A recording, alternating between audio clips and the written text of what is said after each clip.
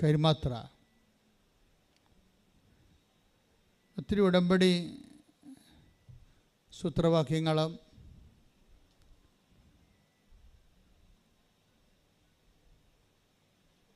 ഒത്തിരി ഉടമ്പടി പ്രക്രിയകളുമുള്ള ഒരു ജീവിതാനുഭവ സാക്ഷ്യമാണ് രേഖയുടേത്.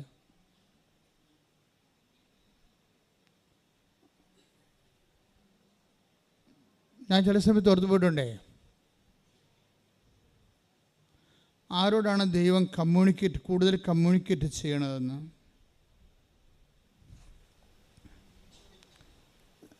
ദൈവം കൂടുതൽ ഇൻട്രാക്ട് ചെയ്യുക, സംവേദിക്കുക, സംസാരിക്കുക. ഏത് ടൈപ്പ് മനുഷ്യരോടാണ് ദൈവം കൂടുതൽ സംവേദിക്കുന്നത്? ഇനി കുറച്ചുകൂടി ചോദ്യം ഒന്ന് മറിച്ചിട്ട് കഴിഞ്ഞാൽ, ദൈവം നമ്മളോട് സംവേദിക്കുന്ന സാധാരണ ജീവിത സാഹചര്യം എന്താണ്?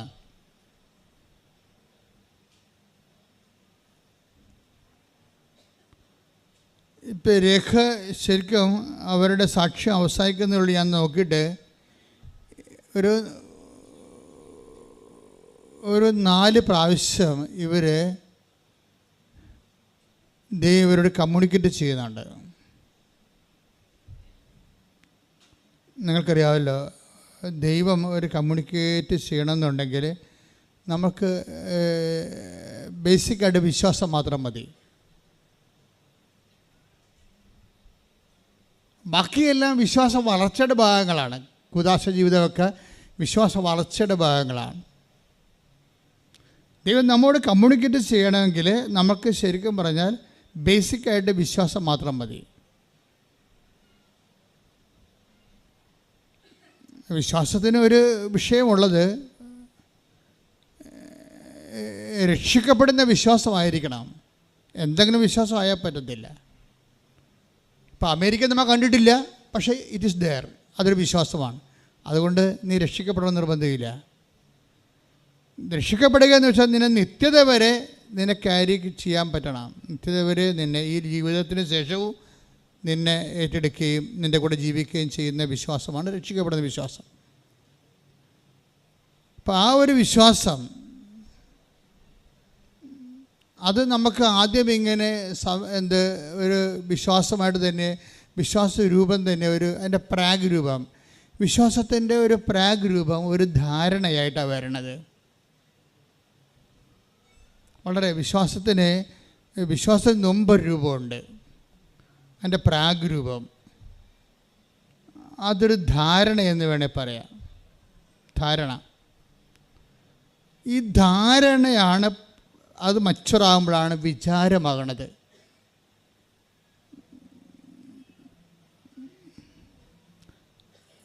വിചാരമാണ് മച്ചുറാകുമ്പോഴാണ് വിശ്വാസമാകുന്നത്. വിശ്വാസം മച്ചുറാകുമ്പോഴാണ് വലിയ വിശ്വാസമാകുന്നത്. അപ്പോൾ തുടങ്ങണത് എങ്ങനെയാണ്? അപ്പോൾ നിനക്ക് ധാരണ ഉണ്ടായാൽ മതി. ഉടമ്പടി എടുക്കുമ്പോൾ കർത്താവ് എൻ്റെ ജീവിതത്തിലേക്ക് ഒരു പക്ഷേ പെട്ടെന്ന് ഇടപെടാൻ സാധ്യതയുണ്ട്. ധാരണയാണത്. അപ്പോൾ ധാരണ വരുമ്പോൾ തന്നെ ദൈവം നെക്സ്റ്റ് ഡോറിലായെന്ന് അർത്ഥം. ഒരു ധാരണ കിട്ടിയാൽ മതി. ചില ആൾക്കാർ ധാരണയോടുള്ള റെസ്പോൺസ് ആൻഡ് റിയാക്ഷൻസ്, ചിലർ ധാരണ ഉണ്ടാകും, പക്ഷേ കോൾഡ് വെതറുള്ള ആൾക്കാരുണ്ടാകും. തണുത്ത വിശ്വാസത്തിൽ ശൈത്യ മേഖലയിൽ ജീവിക്കുന്ന ആൾക്കാരുണ്ടാകും. ഒരു കോൾഡ് വെതറുകാരാണ്. ധാരണ കിട്ടിയാൽ 1 കൊല്ലം കഴിഞ്ഞൊക്കെ ഇത് ആക്ടിവേറ്റ് ആകത്തുള്ളൂ. ചിലർ ഭയങ്കര സമ്മർ സീസണിൽ ജീവിക്കുന്ന ആൾക്കാരുണ്ടാകും. വിശ്വാസത്തിൽ ധാരണ കിട്ടി അടുത്ത ആഴ്ചത്തെ അവർ ഉടമ്പടി എടുക്കും. ചിലർ ധാരണ കിട്ടിയാൽ 1.5 കൊല്ലം കഴിഞ്ഞ് ഉടമ്പടി എടുക്കത്തുള്ളൂ.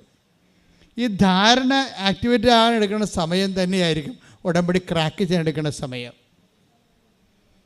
ഞാൻ പറഞ്ഞു വരണത്, ധാരണ പോലും ദൈവസ്വരമാണ്, വിചാരവും ദൈവസ്വരമാണ്. ധാരണ മച്ചുറായി കഴിയുമ്പോൾ വിചാരമാകും. ആ രക്തസ്രാവക്കാരി രോഗിയുടെയൊക്കെ വിശ്വാസം ശരിക്കും ആദ്യം വിചാര രൂപത്തിലാണ്. Take the word of God, ഉള്ളിൽ വിചാരിച്ചു. ശ്രദ്ധിക്കട്ടെ. ഹല്ലേലൂയ ഹല്ലേലൂയ ഹല്ലേലൂയ ഹല്ലേലൂയ ഹല്ലേലൂയ. യേശുവേ നന്ദി, യേശുവേ സ്തുതി. ഹല്ലേലൂയ ഹല്ലേലൂയ ഹല്ലേലൂയ ഹല്ലേലൂയ. യേശുവേ ആരാധന ആരാധന ആരാധന ആരാധന. യേശുവേ മഹത്വം മഹത്വം മഹത്വം. മർക്കോസ് 5:28. മർക്കോസ് 5:28. അവന്റെ വസ്ത്രത്തിൽ ഒന്ന് തൊട്ടാൽ മാത്രം മതി. പറഞ്ഞേ, അവന്റെ വസ്ത്രത്തിൽ ഒന്ന് തൊട്ടാൽ മാത്രം മതി, മാത്രം മതി, ഞാൻ സുഖം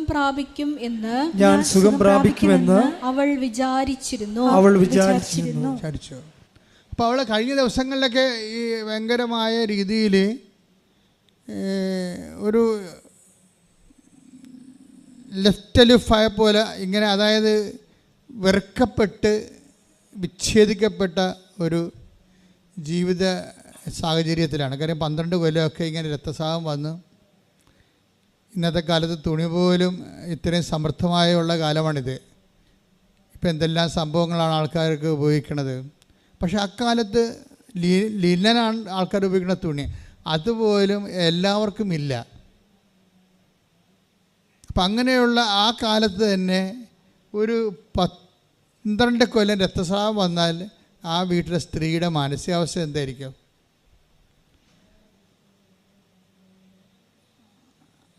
അതുകൊണ്ട് തന്നെ അവൾക്കിനി വേറെ ഒരു ഓപ്ഷൻ ഇല്ല. കാര്യം ഈ 12 കൊല്ലമായിട്ടും ഇപ്പം നിൻ്റെ ജീവിതത്തിൽ ഒത്തിരി ഏജ് ഓവറായിട്ടുള്ള ജീവിത പ്രശ്നങ്ങൾ, 2 കാര്യം നിനക്ക് തരും. ഒന്ന്, യേശുവിനെ നിനക്ക് തരും. കാരണം നീ ഒത്തിരിയേറെ വിഷയങ്ങൾ അത് പരിഹരിക്കാൻ വേണ്ടി പ്രയോജനപ്പെടുത്തി പരാജയപ്പെട്ടു. ഇനി എന്ത് ചെയ്യണമെന്നറിയാൻ പാടില്ലാതെ ഇരിക്കുന്ന സമയത്താണ് യേശുവിനെക്കുറിച്ച് ഇവൾ കേൾക്കണത്. നമുക്കറിയാമല്ലോ, ദൈവം നമ്മളുമായിട്ട് ദൈവം കോണ്ടാക്റ്റിലാകുന്നത് ആദ്യം തന്നെ ഈ കേൾവി നിങ്ങൾ എപ്പോഴും നമ്മൾ ശ്രദ്ധിക്കണം.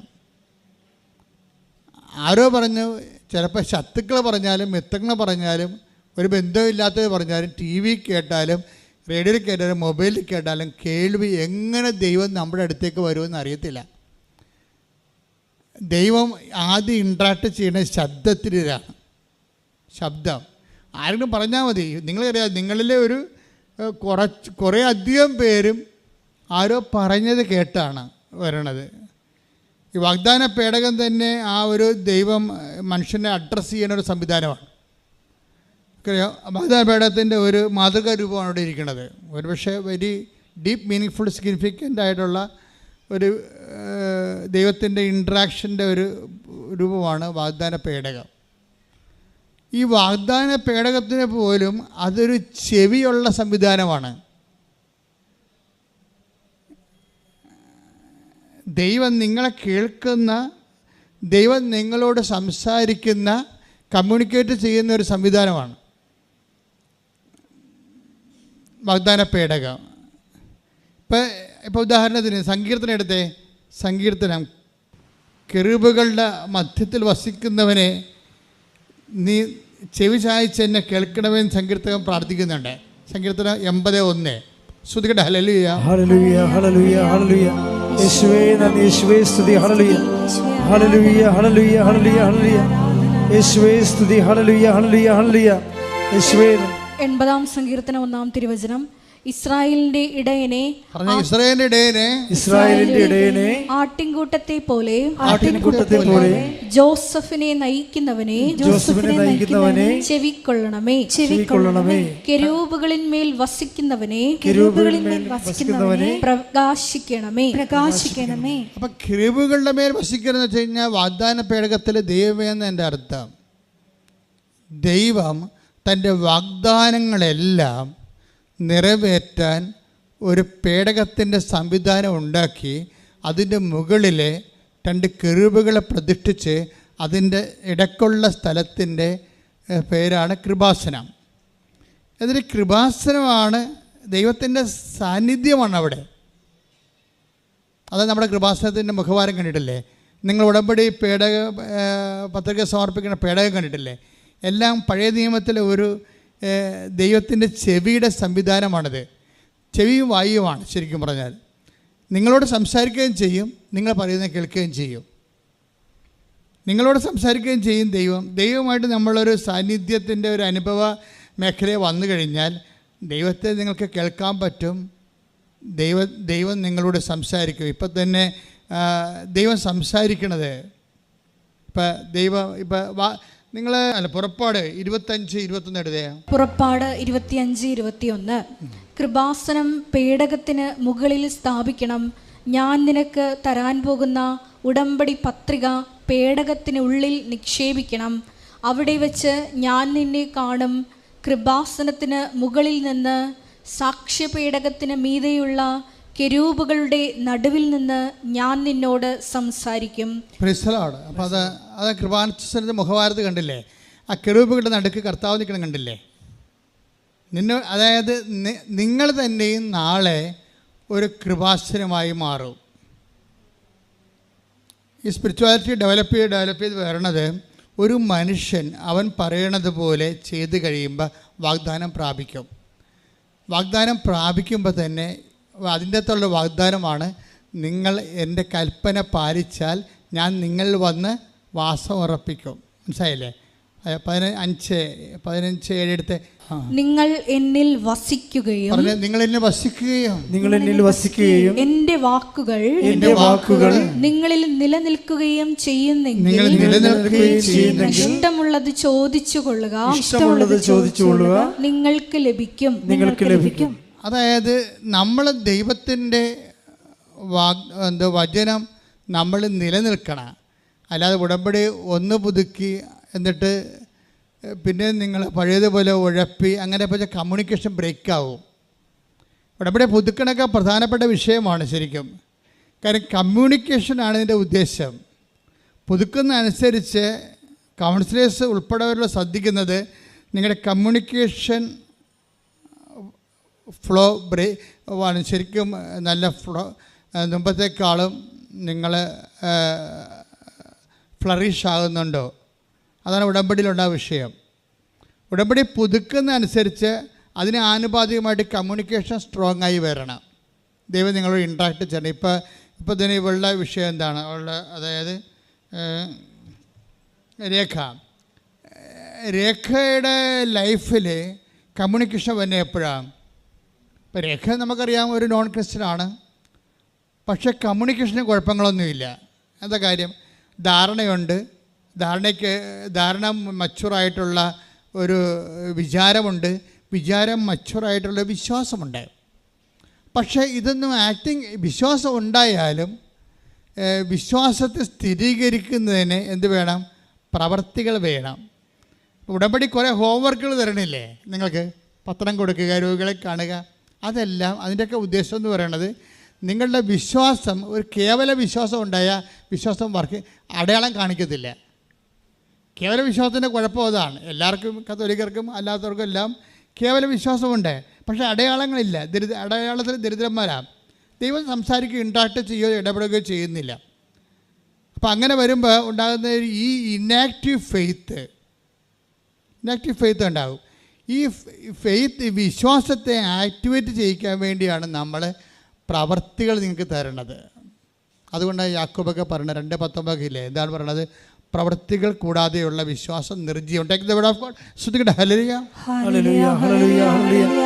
യേശുവേ നന്ദി. ഹല്ലേലൂയ ഹല്ലേലൂയ ഹല്ലേലൂയ ഹല്ലേലൂയ ഹല്ലേലൂയ ഹല്ലേലൂയ ഹല്ലേലൂയ.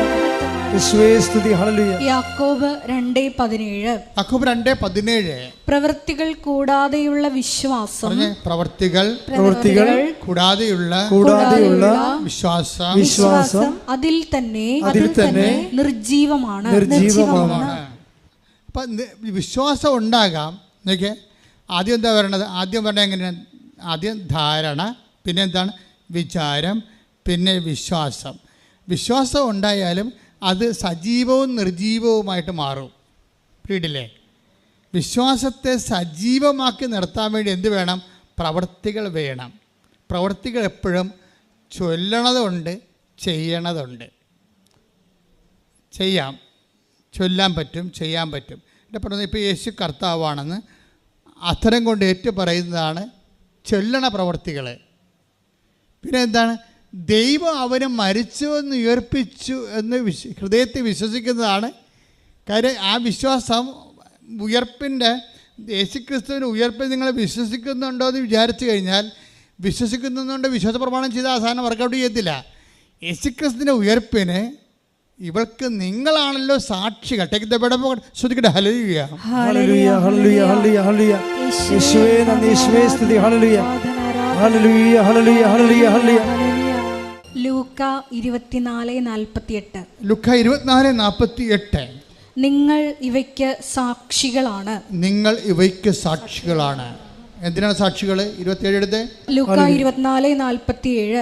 പാപമോചനത്തിലുള്ള അനുതാപം, പാപമോചനത്തിനുള്ള അനുതാപം അവന്റെ നാമത്തിൽ ജെറുസലേമിൽ ആരംഭിച്ച് എല്ലാ ജനതകളോടും പ്രഘോഷിക്കപ്പെടേണ്ടിയിരിക്കുന്നു. ഇപ്പൊ കർത്താവിന്റെ ഉയർപ്പിന് ശേഷം നടന്ന പാരഷൻസിലാണ് ഈശോ പാപമോചനത്തിനുള്ള അധികാരം നൽകുന്നത്. കാര്യം, ഒരു വ്യക്തിയിൽ ദൈവം പ്രവർത്തിക്കണമെന്നുണ്ടെങ്കിൽ ഇപ്പോൾ ഒരു വിമാനം ഇറങ്ങണം. ചുമ്മാ വല്ലയിടത്തും വിമാനം ഇറങ്ങുക?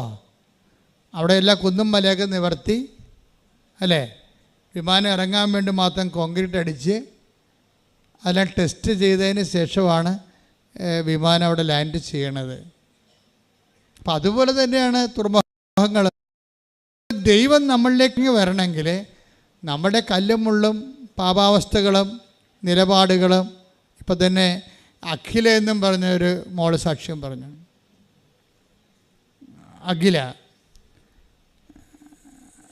അഖിലയുടെ സാക്ഷ്യം എന്ന് വെച്ചാൽ അവർ ഒരു B1 സ്റ്റുഡൻ്റാണ്. ജർമ്മനി പോകാൻ വേണ്ടി B1 B2 എക്സാം സ്റ്റുഡൻറ്റ്. അപ്പോൾ B1 എഴുതിക്കൊണ്ടിരിക്കുന്ന സമയത്ത് തന്നെ അത് B1 പഠിച്ചുകൊണ്ടിരിക്കുകയാണ്.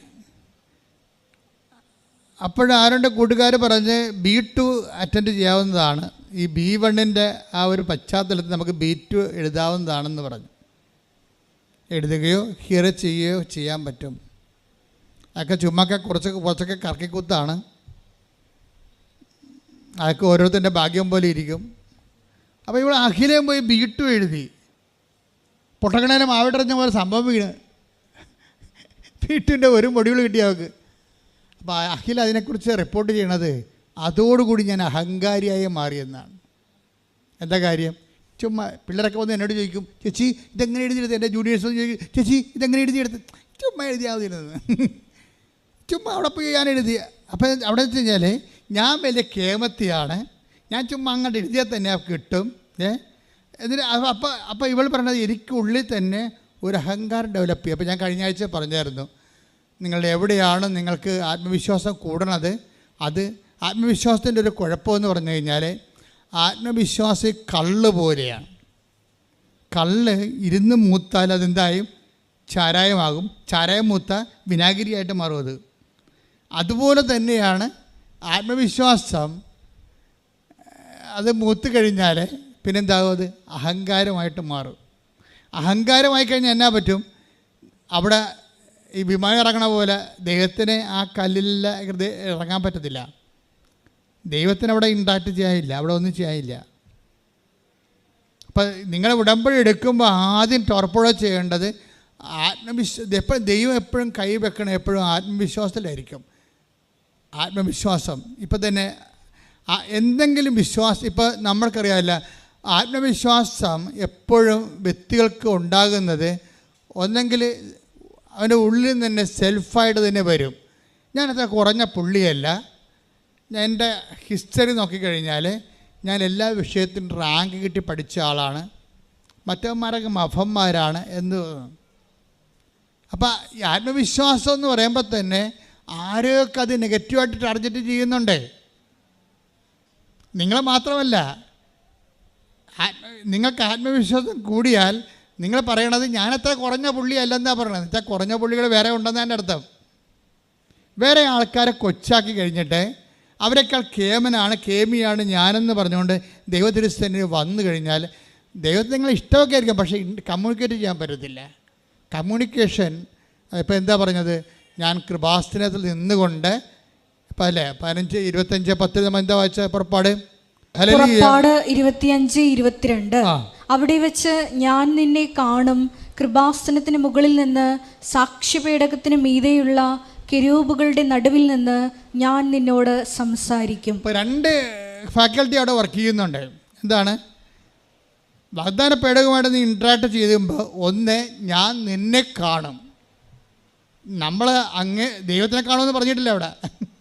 ഞാൻ നിന്നെ കാണും. രണ്ടാമത്തെ എന്താണ്? അവിടെ വെച്ച് ഞാൻ നിന്നോട് സംസാരിക്കും, പക്ഷെ കേൾക്കണം നിർബന്ധമില്ല. ഇവിടെയാണ് പ്രോബ്ലം. ഈ കമ്മ്യൂണിക്കേഷൻ ഗ്യാപ്പ് ഭയങ്കരമാണ് ആൾക്കാർക്ക്. അതായത് ദൈവത്തിൻ്റെ രക്ഷാകര സംവിധാനത്തിൻ്റെ പേരാണ് ark of the covenant. Ark of the കവനൻറ്റിൻ്റെ വരുന്നുള്ള ഇത് ഭയങ്കര സെൻസിറ്റീവാണ്. ഒന്ന്, നമ്മളെ ഇത് കാണുന്നു. അവിടെ ദൈവം നമ്മളെ ആ ഒരു ആർക്ക് ഓഫ് കവനൻറ്റിൻ്റെ നമ്മുടെ ലൈഫ് ആർക്ക് ഓഫ് ദി കവനൻറ്റിന് സംവിധാനത്തിലേക്ക് വന്നു കഴിഞ്ഞാൽ ദൈവം നമ്മളെ കാണുന്നതാണ് ഫസ്റ്റ് സ്റ്റെപ്പ്. പക്ഷെ നമുക്ക് ദൈവത്തെ കാണണമെന്ന് നിർബന്ധമില്ല. അത് വിഷയമാണ്. അതുകൊണ്ടാണ് അന്ധകാരത്തിലുള്ള ജനത ഒരു പ്രകാശം കണ്ടു എന്നൊക്കെ പറയത്തില്ലേ. മത്തായി 4:16. അതെ, അന്ധകാരത്തിൽ സ്ഥിതി ചെയ്തിരുന്ന ജനങ്ങൾ പറഞ്ഞ അന്ധകാരത്തിൽ സ്ഥിതി ചെയ്തിരുന്ന ജനങ്ങൾ വലിയ പ്രകാശം കണ്ടു. മരണത്തിന്റെ ഇതാണ് ഇതിൻ്റെ പ്രോസസ്സ്.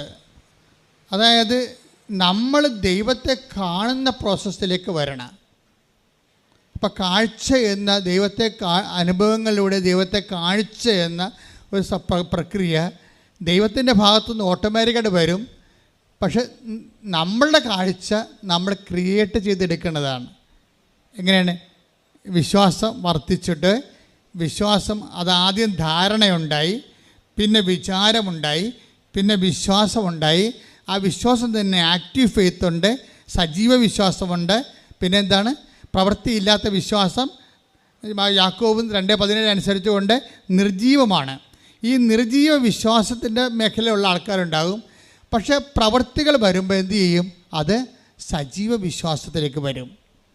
അപ്പോൾ പ്രവൃത്തികൾ ഇപ്പോൾ അഖിലയ്ക്ക് സംഭവിച്ചതിൻ്റെ വിഷയം വെച്ചാൽ അഖില B2 എക്സാം കഴിഞ്ഞപ്പോൾ B2 എക്സാമിൻ്റെ ഒരു മൊഡ്യൂൾ പാസ്സായി കഴിഞ്ഞപ്പോൾ ഈസിയാണെന്ന് വിചാരിച്ചു. പക്ഷെ ബാക്കി ഉള്ളത് എഴുതാൻ തുടങ്ങിയപ്പോൾ 3 പ്രാവശ്യം അവർക്ക് എഴുതാൻ പറ്റിയില്ല. 3 പ്രാവശ്യം അവൾ തോറ്റുപോയി. അപ്പോൾ അവളുടെ കൂടെ എഴുതിയിരുന്ന കൂട്ടുകാരത്തി അഖില നല്ല ബ്രില്യൻ്റാണ്, റാങ്ക് ഹോൾഡർ ആയിട്ട് വളരെ പ്രോംപ്റ്റിംഗ് ആയിട്ടുള്ള സ്റ്റുഡൻ്റായിട്ട് വളർന്നു വന്ന നല്ല ആത്മവിശ്വാസമുള്ള ആളാണ്. പക്ഷേ B2 ആദ്യം ജയിച്ചങ്ങനെ പിന്നീട് കംപ്ലീറ്റ് എഴുതിയെടുത്തപ്പോൾ 3 പ്രാവശ്യം തോറ്റുപോയി. 3 പ്രാവശ്യം തോറ്റപ്പോൾ അവളൊരു കാഴ്ച കണ്ടെന്നാണ് പറയണത്. അവളുടെ കൂടെ എഴുതിയിരുന്ന അവളോളം കലിബറില്ലാത്ത ഒരു മോള് എല്ലാ മൊഡ്യൂൾസിലും ജയിച്ച്. അപ്പോഴവൾ ജയിച്ചു കഴിഞ്ഞപ്പോൾ അഖില തോറ്റു വല്ലാതെ അങ്ങനെ വിഷമിച്ച് നിൽക്കുന്ന സമയത്ത് ഈ ജയിച്ച കൂട്ടുകാരൻ നോക്കിയപ്പോൾ അവൾ കൃപാസനം മാതാവിൻ്റെ കാശ് എടുത്തുകൊണ്ട് കെട്ടിപ്പിടിച്ചുകൊണ്ട് കണ്ണീരോടെ നന്ദി പറഞ്ഞുകൊണ്ടിരിക്കുന്ന കാഴ്ച അവൾ കണ്ട്. അപ്പോൾ അഖില അവളോട് ചോദിച്ചു, നീ എന്താണ് ഈ ചെയ്യണത്? അപ്പോൾ അവൾ പറഞ്ഞു, എന്നെ ജയിപ്പിച്ചത് കൃപാസനം മാതാവാണ്. ഹല്ലേലൂയ. അപ്പോൾ അവൾക്ക് അഹങ്കാരവും ആത്മവിശ്വാസവും ഇല്ല. ഇവൾക്ക് അഹങ്കാരമുണ്ട്, ആത്മവിശ്വാസമുണ്ട്. അവൾക്ക് അമ്മയിലാണ് വിശ്വാസം. അമ്മയോടുള്ളതുപോലെ തുറന്നു പറയും, ഞാൻ ഗതികെട്ട ആളാണ്, എനിക്കൊന്നും മനസ്സിലാക്കാനുള്ള കഴിവില്ല, നീയാണ് എൻ്റെ കൂടെ വരേണ്ടത്, നീയാണ് എൻ്റെ പേപ്പർ നോക്കേണ്ടത്, നീയാണ് എന്നോട് സംസാരിക്കേണ്ടത്. കമ്മ്യൂണിക്കേഷൻ, അതാണ് കമ്മ്യൂണിക്കേഷൻ എന്ന് പറയുന്നത്. അതായത് നമ്മൾക്ക് വാഗ്ദാന പേടകം എന്നുള്ള കോൺസെപ്റ്റിൽ ദൈവം നമ്മൾക്ക് എന്തുമാത്രം ലളിതമായിട്ട് കമ്മ്യൂണിക്കേറ്റ് ചെയ്യാം അത്രയും കമ്മ്യൂണിക്കബിളാണിത്. കമ്മ്യൂണിക്കേഷൻ നിസ്സാര കാര്യമല്ല. ഞങ്ങൾ തരുന്ന ഷെഡ്യൂൾ പ്രെയർ മാത്രമല്ല, നിങ്ങൾക്ക് പേഴ്സണലായിട്ട് കമ്മ്യൂണിക്കേഷൻ ഉണ്ടാകണം. നിങ്ങൾ ദൈവത്തോട് നിങ്ങളുടെ വിഷയങ്ങൾ സംസാരിക്കണം. എപ്പോഴും വയറ്റിപ്പഴപ്പം പറഞ്ഞുകൊണ്ടിരിക്കരുത്. അപ്പോൾ ദൈവം അവർക്ക് നിങ്ങൾക്ക് വയറ് മാത്രമല്ലേ ഉള്ളതെന്ന് വിചാരിക്കും. പിന്നെ വയറിന് വേണ്ട സാധനമൊക്കെ തന്നിട്ടിരിക്കും. നമുക്ക് വേറെ കുറേ അവയവങ്ങളൊക്കെ ഉണ്ടല്ലോ, അതൊക്കെ ഇടയ്ക്ക് ഓർത്തേക്കണം പ്രാർത്ഥിക്കുമ്പോൾ, അല്ല വയറിട്ട് തിരുമ്മിക്കൊണ്ടിരിക്കുന്നത്. അപ്പോഴേ അത് അനുസരിച്ചുണ്ട്. അപ്പോൾ അങ്ങനെ ഉടനെ അഖില വന്ന് ഉടമ്പടി എടുത്തെങ്കിലും ഈ പറഞ്ഞ പോലെ എന്താണ്, അഖിലക്കൊരു ധാരണയാണ് ആദ്യം ഉണ്ടായത്. പിന്നെ അത് ധാരണ വളർന്ന് വിചാരം ആണ്. ഇപ്പോൾ കൂട്ടുകാരത്തിയുടെ കൂടെ കിട്ടിയത് ചെറിയൊരു വിശ്വാസം ആയോന്ന് നമുക്കറിയത്തില്ല. വിചാരമുണ്ട്, കൂട്ടുകാരത്തി ജയിച്ചത് അങ്ങനെയാണെങ്കിൽ എന്നാൽ പിന്നെ അതെടുത്തേക്കാം, ഇനിയിപ്പോൾ അതുകൊണ്ട് കുഴപ്പമുണ്ടായെന്ന് വേണ്ടത്. പല ആൾക്കാർ ഉടമ്പടി എടുക്കണം അങ്ങനെയാണ്. എന്നാൽ പിന്നെ ഉടുങ്ങാൻ അതെടുത്തേക്കാം, ഉടമ്പടിയാണ് എന്തായാലും എന്ത് തടിയായാലും എടുത്തേക്കാമെന്ന് വിചാരിക്കും. അതാണ് അങ്ങനെ എടുക്കുന്ന ആൾക്കാരുണ്ട്. ഇനിയിപ്പോൾ അതിൻ്റെ കുഴപ്പം കൊണ്ടാൽ കിട്ടില്ലെന്ന് വേണ്ട. അതുകൊണ്ട് മറ്റുള്ളവരെ എടുത്തിട്ട് ഇനി അതിൻ്റെ ഒരു കുറവ് നമുക്ക് ഉണ്ടാവരുതെന്ന് വിചാരിച്ചുകൊണ്ട് വന്ന് ഉടമ്പടി എടുക്കണ കുറേ അധികം ഉണ്ട് ആൾക്കാരുണ്ട്. അതുകൊണ്ടാണ് അവർക്ക് ഈ ലാഗിങ് വരണത്. ഇതെന്ന് വെച്ചാൽ ആദ്യമേ തന്നെ നിങ്ങളൊന്ന് പ്രിപ്പയർ ചെയ്യണം. കാരണം ദൈവമായിട്ട് നിങ്ങൾ ഇൻട്രാക്ട് ചെയ്യാൻ പോവുകയാണ്. നിങ്ങളുടെ ജീവിതത്തിൽ ആദ്യമായിട്ട് ദൈവം നിങ്ങളോട് സംസാരിക്കാൻ പോവുകയാണ്. ദൈവവും നിങ്ങളുമായിട്ട് വലിയൊരു കമ്മ്യൂണിക്കേഷനിലേക്ക് വരാൻ പോവുകയാണ്. അപ്പോൾ ഇങ്ങനെയുള്ള കമ്മ്യൂണിക്കേഷനൊക്കെ ഉണ്ടാകുമ്പോഴാണ് നിങ്ങൾക്ക് ഈ വായുനാറ്റം ഉണ്ടാകാതിരിക്കുക. ദൈവം നിങ്ങൾക്ക് വായുനാറ്റം ഉള്ളവരാണ് ദൈവം സംസാരിക്കുക നിങ്ങളോട്? ഇല്ല, സംസാരിക്കത്തില്ല.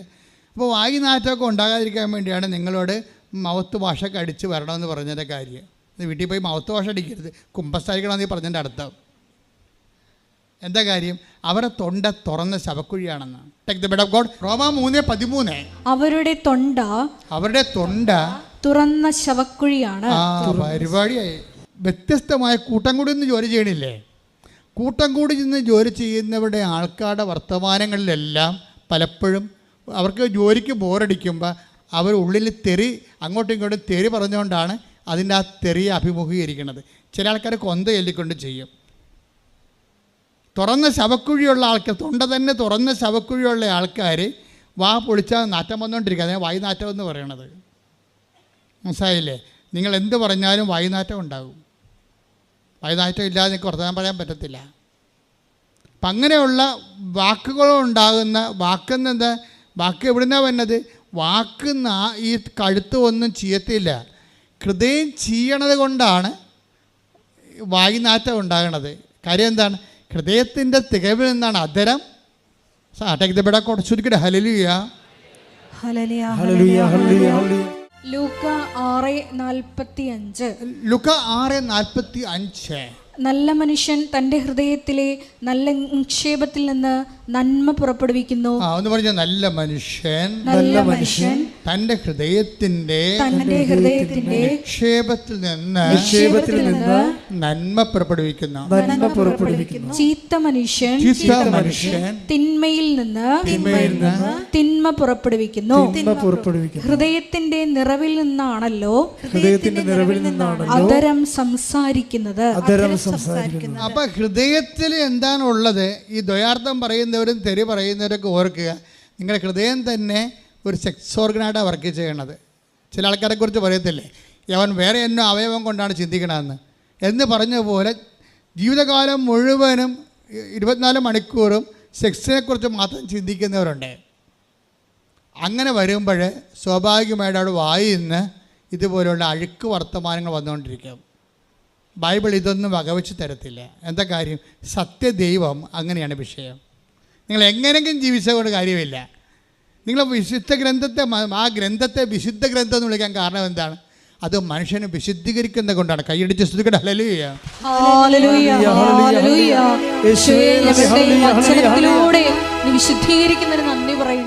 ഇതിൻ്റെ അകത്തെല്ലാം ഒരു കമ്മ്യൂണിക്കേഷൻ്റെ ഒരു സംവാദം, അതുപോലെ തന്നെ ഒരു സംഭാഷണം, അതെല്ലാം ഉടമ്പടിയിൽ കൂടുതലുള്ളതാണ്. ഉടമ്പടി എടുക്കാത്തവരെക്കാൾ നിങ്ങൾക്ക് ദൈവത്തോട് കൂടുതൽ സംവേദിക്കാൻ പറ്റും. അതിനുവേണ്ടിയാണ് ഞങ്ങൾ ആദ്യമേ തന്നെ കാത്തലിക്സ് ആയാലും ക്രിസ്ത്യൻസ് ആയാലും നിങ്ങൾക്ക് സഭയിലുള്ള വിശുദ്ധ കൂദാശ സംവിധാനങ്ങൾ ഉടനെ പ്രയോജനപ്പെടുത്തണമെന്ന് പറയും. അക്രൈസ്തവരാണെങ്കിൽ ഞാൻ നിങ്ങളോട് പറയും, നിങ്ങളെ ഇനി മുതൽ ഒരു സ്റ്റോപ്പ് പേയ്മെൻറ്റ് നടത്തണം. എന്താണ്?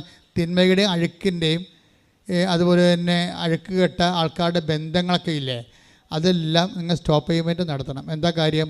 നിങ്ങൾ ദൈവവുമായിട്ട് കമ്മ്യൂണിക്കേഷനിൽ വരികയാണ്, കമ്മ്യൂണിക്കേഷനിലേക്ക് വരിക. അപ്പോൾ കമ്മ്യൂണിക്കേഷൻ നിങ്ങളായിട്ട് അടച്ച് കളയരുത്.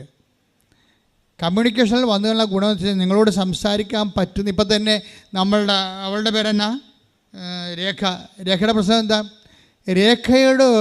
രേഖ എന്ത് ചെയ്യണമെന്ന് ദൈവം കമ്മ്യൂണിക്കേറ്റ് ചെയ്യുന്നുണ്ട്. രേഖയുടെ പ്രശ്നം എന്താ?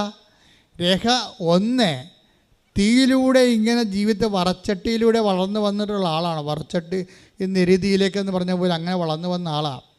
ആദ്യമേ തന്നെ അപ്പൻ ഉപേക്ഷിച്ചു പോയായിരുന്നു കുഞ്ഞുനാളിൽ തന്നെ. പിന്നെ അമ്മയാണ് നിങ്ങളെ വളർത്തിക്കൊണ്ട് വരേണ്ടത്. അമ്മ വളർത്തിക്കൊണ്ട് വന്നെങ്കിലും പിന്നീട് അതുങ്ങളെ കല്യാണം കഴിച്ച് കഴിഞ്ഞപ്പോൾ ഭർത്താവാണെങ്കിൽ ഭയങ്കര കുടിയനാണ്. അപ്പോൾ കുടിക്കുകയും ചെയ്യും, വീട്ടിൽ വന്ന് ഇവളെ തല്ലുകയും ചെയ്യും. ഇവൾ അത്യാവശ്യം മെഡിക്കൽ ഫീൽഡിൽ പ്രാക്ടീഷണറാണ്, പക്ഷെ തല്ല് പാഴ്സൽ കിട്ടുന്നുണ്ട്.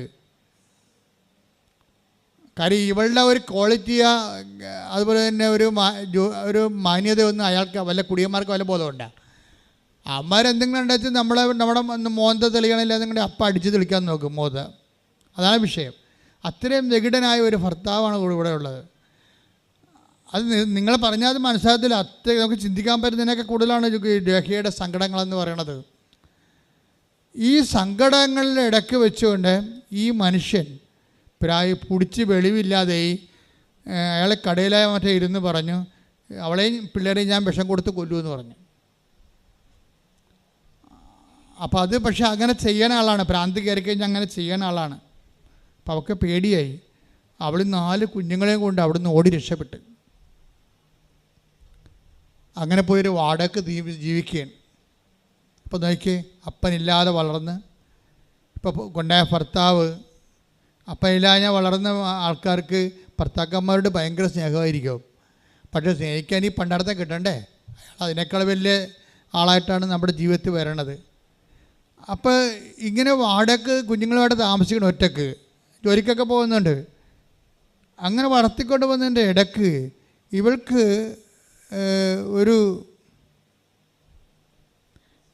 നമ്മളെത്ര നരകിച്ച് ജീവിച്ചാലും ഈ അഹങ്കാരം നമുക്ക് മാറത്തില്ല. അതൊരു പ്രശ്നമാണ്. ഒരാളിന് ഇപ്പോൾ നമ്മൾക്ക് പണമില്ല, നമ്മൾ പാവപ്പെട്ടവരായിട്ടൊക്കെ ജീവിക്കണം വിചാരിച്ചുകൊണ്ട് ദൈവം നിങ്ങളെ സഹായിക്കണം നിർബന്ധമില്ല. മനസ്സിലായില്ലേ? കാര്യം ദൈവം സഹായിക്കണ പാവപ്പെട്ടവരോ പണക്കാർ നിങ്ങളുടെ കയ്യിലുള്ള അക്കൗണ്ട് നോക്കിയല്ലേ സഹായിക്കണത്. നിങ്ങളുടെ ഹൃദയത്തിൻ്റെ അവസ്ഥ നോക്കിയാണ് സഹായിക്കണത്. അപ്പോഴും മനസ്സിലാക്കണം, ഞാൻ പാവപ്പെട്ടവളാണ്, ദൈവം എന്നെ സഹായിക്കും. ആര് സഹായിക്കാൻ? കിടക്കിട നോക്കിയിരുന്നാൽ മതി. ആദ്യം നിങ്ങൾ മനസ്സ് ദൈവത്തിന് ലാൻഡ് ചെയ്യാൻ പറ്റുന്ന കമ്മ്യൂണിക്കബിൾ ആകുന്ന രീതിയിൽ എത്ര പാവപ്പെട്ടവരായാലും ശരി, രോഗികളാണെന്ന് പറഞ്ഞൊരു കാര്യമില്ല. അങ്ങനെ ഒരു സംവരണമൊന്നും സ്വർഗത്തിന് അങ്ങനെ സംവരണമൊന്നുമില്ല. സ്വർഗം പറയും എന്തൊക്കെ ചെയ്യാൻ പറ്റും. ഇപ്പം സൈന്യം തന്നെ വയനാട്ടിൽ ഇറങ്ങിയിരിക്കുകയാണ്. അപ്പുറത്തെ കരയിലേക്ക് പോയി ആൾക്കാർ വല്ലവരും ഉണ്ടാകുന്ന ഇങ്ങനെയും കുടുങ്ങി കിടക്കൊണ്ടാന്ന് നോക്കണമെങ്കിൽ സൈന്യത്തിന് പോലും പറ്റണില്ല. ഒരു ദിവസവും 36 മണിക്കൂർ കൊണ്ടാണ് അവർ ബേലിപ്പാലം ഉണ്ടാക്കി. അത് കഴിഞ്ഞിട്ടാണ് സൈന്യത്തിന് പോലും അപ്പുറത്ത് പോകാൻ പറ്റിയത്. ദൈവത്തിൻ്റെ അവസ്ഥ ഇതാണ്. നിങ്ങൾ എന്ത് ദുരന്തത്തിൽപ്പെട്ടാലും ശരി, ആ പാല വിടാൻ പറ്റുന്നില്ലെങ്കിൽ സ്വാഹ പിടിയിട്ടില്ലേ. പാവപ്പെട്ടവളാണ്, ചത്ത് കിടക്കുകയാണ്, മണ്ണിൻ്റെ അടിയിലാണെന്ന് പറഞ്ഞിട്ട് ഒരു കഥയില്ല. പാല വിട്ട് വരണം. അതുകൊണ്ടാണ് ഈശോ പറഞ്ഞത്. ദുരന്തമൊക്കെ ഉണ്ടായപ്പോൾ ഈശോ എന്താ പറയണത്? അതൊന്നും എനിക്ക് കേൾക്കേണ്ട കാര്യമില്ല. ദുരന്തങ്ങൾ ജീവിതത്തിൽ എപ്പോഴും ഉണ്ടാകും. ഒരുങ്ങിയിരിക്കാൻ ഞാൻ എപ്പോഴും പറയും. ഇവർ ദുരന്തം ഉണ്ടായാലും ഇല്ലാത്തവരും നമ്മളെ വ്യത്യാസം എന്താ? ഇപ്പോൾ ദുരന്തം ഉണ്ടതിൽ നമ്മൾ അവരെല്ലാം സഹായിക്കുന്നുണ്ട്, ഞങ്ങളും സഹായിക്കുന്നുണ്ട്, നിങ്ങളും സഹായിക്കുന്നുണ്ട്. അവരെന്താ ജീവിച്ചിരിക്കുന്നവരെ മാത്രമേ നമുക്ക് സഹായിക്കാൻ പറ്റത്തുള്ളൂ, അല്ലേ? മറ്റുള്ളവരെ സഹായിക്കാൻ പറ്റത്തില്ല. പക്ഷേ അത് പ്രോബ്ലം എന്ന് വെച്ച് കഴിഞ്ഞാൽ, ഒരു ദുരന്തത്തെക്കുറിച്ച് ഈശോ ആദ്യം കേട്ടപ്പോൾ ഈശോ ഫസ്റ്റ് സ്മെൽ എന്തായിരുന്നു? അതായത് ഇതൊക്കെ ഈ ജീവിതത്തിൽ ലോകത്തിൽ സുഖങ്ങളുണ്ടെങ്കിൽ അതുപോലെ തന്നെ ദുഃഖങ്ങളുണ്ടാകും. ഞാൻ നേപ്പാളിലെ ഒരു സ്ഥലം ഈ ദിവസങ്ങൾ കണ്ടു. എന്തൊരു സംഗീതമാണ്, എന്തൊരു പച്ചപ്പാ, എന്തൊരു നീലപ്പാ, എന്തൊരു നീല ജലാശയം, എന്തൊരു വെള്ളിമേഘങ്ങളാണ്.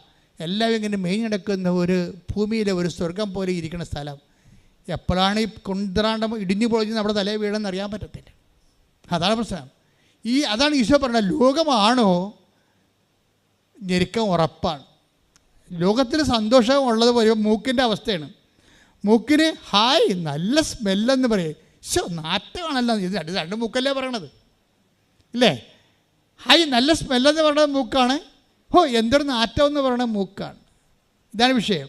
അപ്പോൾ ഈ മൂക്ക് നന്മ ഉണ്ടെങ്കിൽ തീർച്ചയായിട്ടും അതിൻ്റെ പിന്നെ അത് മനുഷ്യന്മാർക്ക് വിവേകം കൊടുത്തിട്ടുണ്ട്, വിവേകമുണ്ട്.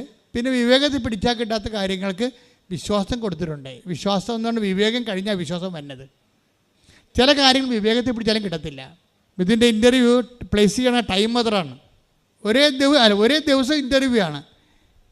മാതാവ് അതിൻ്റെ അകത്തൊരു കക്ഷിയാണ്. അതായത് കാരണം 3 ഇൻ്റർവ്യൂ ഒരു ദിവസം ഉണ്ടായിരുന്നത് മാതാവ് ആ ഒറ്റ ദിവസം 3 മണിക്കൂർ ഇടപെട്ട് വെച്ച്. അതവിടെ നമുക്ക് ഒന്നും ചെയ്യാൻ പറ്റത്തില്ല. നമ്മളുടെ ജീവിത പ്രശ്നങ്ങളെ we set to the covenant project. ദൈവത്തിൻ്റെ ഒരു കവനൻ്റ് പ്രോജക്റ്റിലേക്ക് നമ്മുടെ ജീവിത പ്രശ്നങ്ങളെ നമ്മൾ സെറ്റ് ചെയ്യുകയാണ് ചെയ്യണത്. അത് വേറെ ഏത് പ്രോജക്റ്റ് ഏത് സംവിധാനത്തിൽ സെറ്റ് ചെയ്താലും ഇത്രയും കൃത്യമായിട്ട് വർക്കൗട്ട് ചെയ്യത്തില്ല. പക്ഷേ ഈ നമ്മളുടെ ഒരു problems our problems are set in to the covenant project which is powered by Marian spirituality.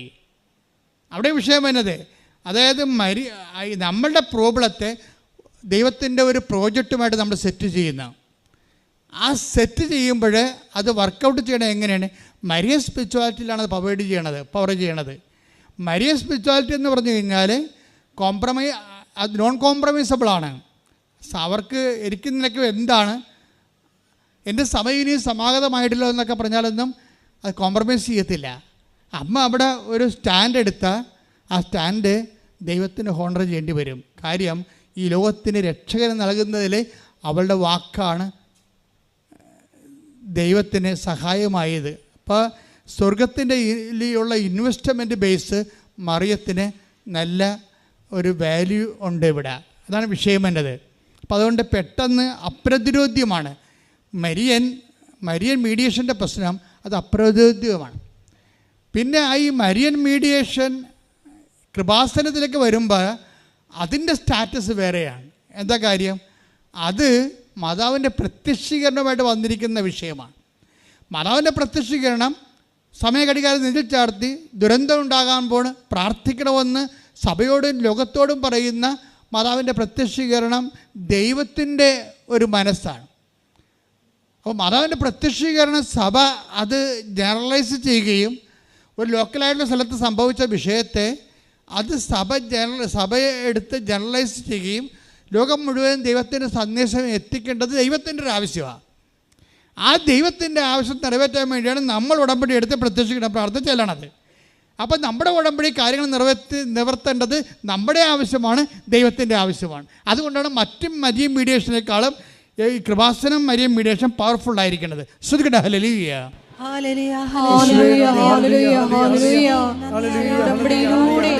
കാര്യങ്ങൾ ചെയ്യുന്ന മാതാവിന്റെ മധ്യസ്ഥത്തിന് പിതാവിന്റെ സ്നേഹത്തിന് നന്ദി പറയുന്നു. അപ്പോൾ രേഖയെ സംബന്ധിച്ചിടത്തോളം വളരെ സങ്കടകരമായ അവസ്ഥയിലൊക്കെയാണ് ജീവിക്കണമെങ്കിലും ഒരു കാര്യത്തിൽ അവർക്ക് അഹങ്കാരമുണ്ട്. അവിടെ അഹങ്കാരം തന്നെ കണ്ട അഖിലേക്ക് ഉണ്ടായിരുന്ന അഹങ്കാരം രേഖയ്ക്കുണ്ട്. രേഖ അഹങ്കാരം എന്താ? എന്നാത്തിനാ ആൾക്കാർ പറയും വീടൊന്നും വെക്കണില്ല, 2 പെൺകുഞ്ഞുങ്ങൾ 3 പെൺകുഞ്ഞുങ്ങളല്ലേ, 3 പെൺകുഞ്ഞുങ്ങളല്ലേ, വീടൊന്നും വെക്കണില്ലേ ചോദിക്കുമ്പോൾ എന്നാത്തിനാ വീടെന്ന് ചോദിക്കും. അല്ല കാര്യമുണ്ട്, അതിൻ്റെ അത്ര അഹങ്കാരമുണ്ട്. അത് നമ്മൾക്ക് അപ്പോൾ കമ്മ്യൂണിക്കബിൾ അല്ല, ദൈവത്തെ കമ്മ്യൂണിക്കേറ്റ് ചെയ്യാൻ പറ്റത്തില്ല. നിങ്ങൾ അഹങ്കരിക്കുന്ന വിഷയങ്ങൾ ചിലപ്പോൾ നിങ്ങളുടെ ബോഡിയാണ്, ചിലപ്പോൾ നിങ്ങളുടെ സൗന്ദര്യമായിരിക്കും, ചിലപ്പോൾ നിങ്ങളുടെ വിദ്യാഭ്യാസമായിരിക്കും. ഇന്നലെ ഈ ആഴ്ചയിൽ ഒരു സാക്ഷ്യം ഉണ്ടായിരുന്നു. അവർക്ക് 15 കൊല്ലമായി ഡോക്ടറേറ്റ് ഉണ്ട്. അവർക്ക് 15 കൊല്ലമായിട്ട് ഡോക്ടറേറ്റ് എടുത്തിരിക്കുകയാണ്. MSc ഡോക്ടറേറ്റ് എടുത്ത് ഡോക്ടർ പ്രിയ MSc എടുത്തു കഴിഞ്ഞിട്ട് PhD എടുത്തിരിക്കുകയാണ്. 15 കൊല്ലമായി. കോളേജിൽ കയറേണ്ട ആളാണ്. ഇപ്പോഴും ഇങ്ങനെ PTA ഡെയിലി വേജസിനെ പഠിപ്പിച്ച് നടക്കുകയാണ്. 15 കൊല്ലം. ഇപ്പം ഏജ് ഓവറാകാനായി. ഏജ് ഓവറാകാൻ 3 മാസമേ ഉള്ളിനി. അപ്പോൾ ഈ ഏജ് ഓവറാകാൻ 3 മാസം ഉള്ളപ്പോഴാണ് ഇവിടെ വന്ന് ഉടമ്പടി എടുക്കുന്നത്. അപ്പോൾ ഉടമ്പടി എന്ന് പറഞ്ഞാൽ നിസ്സാര കാര്യം എന്നൊക്കെ മനസ്സിലായില്ലേ? 15 കൊല്ലമാണ് വേസ്റ്റ് ചെയ്തിരിക്കുന്നത്. അവൾ 15 കൊല്ലത്തിന് മുമ്പ് 10 കൊല്ലം മുമ്പെങ്കിലും ഉടമ്പടി എടുത്തിരുന്നെങ്കിൽ എന്ന് ഞാൻ ഓർത്തുപോയി. കാര്യം ഉടമ്പടി സമയത്തിൻ്റെ പ്രാർത്ഥനയാണ്. ഉടമ്പടി എടുത്തു കഴിഞ്ഞപ്പോൾ ഇപ്പോൾ MSc PhD ആയിട്ടുള്ള ആൾക്കാർ 15 കൊല്ലത്തെ എക്സ്പീരിയൻസ് ആണ് സ്കൂളിലെ. പക്ഷേ കോൾഫോർ ചെയ്യുന്നില്ല, സർക്കാരും കോൾഫോർ ചെയ്യുന്നില്ല. റാങ്ക് ലിസ്റ്റിൽ പരീക്ഷയ്ക്ക് എഴുതുന്നുണ്ട്, റാങ്ക് ലിസ്റ്റിൽ കയറണില്ല. ആകപ്പാടെ ഒരു പകപ്പാണ്. എൻ്റെ ജീവിതം ഇങ്ങനെ ജോലി കിട്ടാതെ ഇങ്ങനെ നരകിച്ച് മരിച്ചു പോകുകയെന്ന് ചിന്തിച്ച് തീർത്ത് കയ്യിൽ നിന്ന് വിട്ടുപോയി. ജീവിതം കയ്യിൽ നിന്ന് വിട്ടു പോകുന്നവർക്ക്, ദൈവത്തിൽ നിന്ന് ജീവിതം കൈവിട്ടു പോകുന്നവർക്ക് ദൈവത്തിൻ്റെ കൈയോട് നിന്നെ പിടിപ്പിക്കുന്നതാണ് ഉടമ്പടി. കൈയടിക്കട്ടെ, ശ്രദ്ധിക്കട്ടെ. 3 പേരുടെ ലൈഫും ആ ലൈഫിൽ കമ്മ്യൂണിക്കേഷൻ ബ്ലോക്ക് ചെയ്തിരിക്കുന്ന അവസ്ഥകളും അവരുടെ മെൻ്റൽ സ്റ്റേച്ചറും സ്റ്റാറ്റസും ഒക്കെ നിങ്ങൾ കണ്ടില്ലേ? ഇതൊക്കെ എന്തിനാണെന്ന് വെച്ചാൽ നിങ്ങളെ കറക്റ്റ് ചെയ്യാൻ വേണ്ടിയാണ്. കാര്യം ഉടമ്പടി ഒരു പെർഫെക്റ്റ് ഫോർമുലയാണ്. തന്നെയല്ല, ഒരു 3000 കൊല്ലമായിട്ട് പ്രാക്ടീസ് ചെയ്ത് മനുഷ്യരാശി പരീക്ഷിച്ച് അതിൻ്റെ ഏറ്റവും സൊഫിസ്റ്റിക്കേറ്റഡ് ഫോമാണ് മരിയൻ ഉടമ്പടി എന്ന് പറയുന്നത്. വാഗ്ദാനപ്പെടാവ് എന്നുള്ള കോൺസെപ്റ്റ് തലമുറകളിലൂടെ ദൈവം പരീക്ഷിച്ച് അവസാനം 2016 അതിൻ്റെ ഏറ്റവും സൊഫിസ്റ്റിക്കേറ്റഡ് ആയിട്ടുള്ള ഏറ്റവും അപ്ഡേറ്റഡായിട്ടുള്ള ഫോമാണ് ഇപ്പോൾ വന്നിരിക്കുന്നത് മരിയൻ ഉടമ്പടി എന്ന് പറയണത്. അപ്പോൾ ഇത് ഭയങ്കര ഷാർപ്പ് ഷൂട്ടാണ് അത്രക്ക്. പക്ഷേ ഇത് ഇൻഡാക്ട് ചെയ്യുമ്പോൾ ഇത് ആക്ടിവേറ്റ് ചെയ്യുന്ന ഒരു സ്കിൽഫുൾനെസ് ഉണ്ടാകണം. അതുകൊണ്ടാണ് എപ്പോഴും ഉടമ്പടി ധ്യാനം കേൾക്കണം എന്ന് പറയുന്നത്. ഉടമ്പടി ധ്യാനത്തിൽ അതിൻ്റെ അപ്ഡേഷൻ കിട്ടണത്. അപ്ഡേഷൻ കിട്ടുമ്പോൾ നിങ്ങൾക്ക് ആ ഉടമ്പടി ധ്യാനം ശ്രദ്ധിച്ച് അതിൻ്റെ മെക്കാനിസം പഠിക്കണം. അല്ലാതെ കരിസ്മാറ്റിക് ധ്യാനം കേൾക്കണ പോലെ ഉടമ്പടി ധ്യാനം കേൾക്കരുത്. ഉടമ്പടി ധ്യാനം എന്ന് പറയുമ്പോൾ അതിൻ്റെ ഒരു ഡൂയിങ് തിയോളജിയാണ്, അല്ലാതെ ഒരു ക്ലാസ് റൂം തിയോളജി അല്ലത്. അത് നമ്മൾ ഒരു ചെയ്വനയിലാണ് അത് എങ്ങനെ അത് ഈ നമ്മൾ അതായത് ഈ വിഷയം നമുക്കറിയാം. ഉടമ്പടി തന്നെ പറയുന്ന കമാൻഡ് എന്താണ്? ഈശോ കവനൻ്റെ ഫോർമുലയിൽ പറയണത് do this in memory of me. അതാണ് കുർബാന, കവനൻ്റാണ്, അത് ചെയ്യണേ. പക്ഷേ ഭയങ്കര കോസ്റ്റ്ലിയാണ്. പണ്ടൊക്കെ കോസ്റ്റ്ലി ഒരു പള്ളിക്ക് 100 കോടി ഒരു കോടി രൂപയെങ്കിലും വേണം. ചെറിയൊരു ചാപ്പൽ ചെയ്യാൻ 1 കോടി രൂപ വേണം. ഒരു അച്ഛനെ പഠിപ്പിക്കണമെങ്കിൽ 10-25 ലക്ഷം രൂപ വേണം. കപ്പേന് ശമ്പളവും കൊടുത്ത്, വലിയ ശമ്പളം ഇല്ല പാവപ്പെട്ടവന്, എല്ലാ കപ്പേന്മാർക്കും ചെറിയൊരു ശമ്പളം സ്റ്റൈഫൻ്റാണ് കിട്ടണത്. ഇത് എനിവേ ഈ സംവിധാനമൊക്കെ ഒരുക്കണമെങ്കിൽ 1.5 കോടി രൂപ വേണം. ഒരച്ഛനെ പഠിപ്പിക്കണമെങ്കിൽ 13 കൊല്ലം വേണം. എന്നാൽ മാത്രമേ ഈ മെമ്മറി ഒന്ന് ചെയ്യാൻ പറ്റത്തുള്ളൂ. ഈ മെമ്മറി ചെയ്യാൻ ആളില്ലാത്ത അവസ്ഥയാണ് ഇപ്പോൾ യൂറോപ്യൻ സഭയിലുള്ളത്. യൂറോപ്യൻ സഭ മെമ്മറി ചെയ്യാൻ ആളില്ലാത്തൊരു കാലം ചിലപ്പോൾ ഇനി വരാം, ഇവിടെയും വരാം. അപ്പോഴും ആരെങ്കിലും ഇല്ലാതിരിക്കത്തില്ല. ആദിമസഭയിൽ അപ്പോസ്തലന്മാർ 12 പേരെ ഉണ്ടായിരുന്നുള്ളൂ. 12 സ്ഥലത്ത് പോകുമ്പോഴും കുർബാന ചിലപ്പോൾ 6 മാസം കൂടുമ്പോഴേ ഉണ്ടാകത്തുള്ളൂ. പക്ഷെ ജനങ്ങൾ വിശ്വാസത്തിൽ ജീവിച്ചിരുന്നു. അതുകൊണ്ടാണ് പൗലോസ് പറയണത് ആത്മാവിൻ്റെ ശരീരത്തിൻ്റെ ഫലങ്ങളെ എല്ലാവർക്കും അറിയാവുന്ന, ഇല്ലേ? എല്ലാവർക്കും അറിയാവുന്ന പറയണത്. അപ്പോൾ ആ പാപത്തെക്കുറിച്ച് എല്ലാവർക്കും നല്ല കോൺഷ്യസ് ഉണ്ടെന്നാണ്. ആദിമസഭയിൽ ഈ 10,000 അച്ഛന്മാരെ വെച്ച് 10,000 പള്ളി വെച്ച് നടന്നിട്ടും പാപത്തിൻ്റെ കുറിച്ച് കോൺഷ്യസ് ഇല്ലല്ല. അതിലെ കുഴപ്പം. ഗലാത്യ 5:19.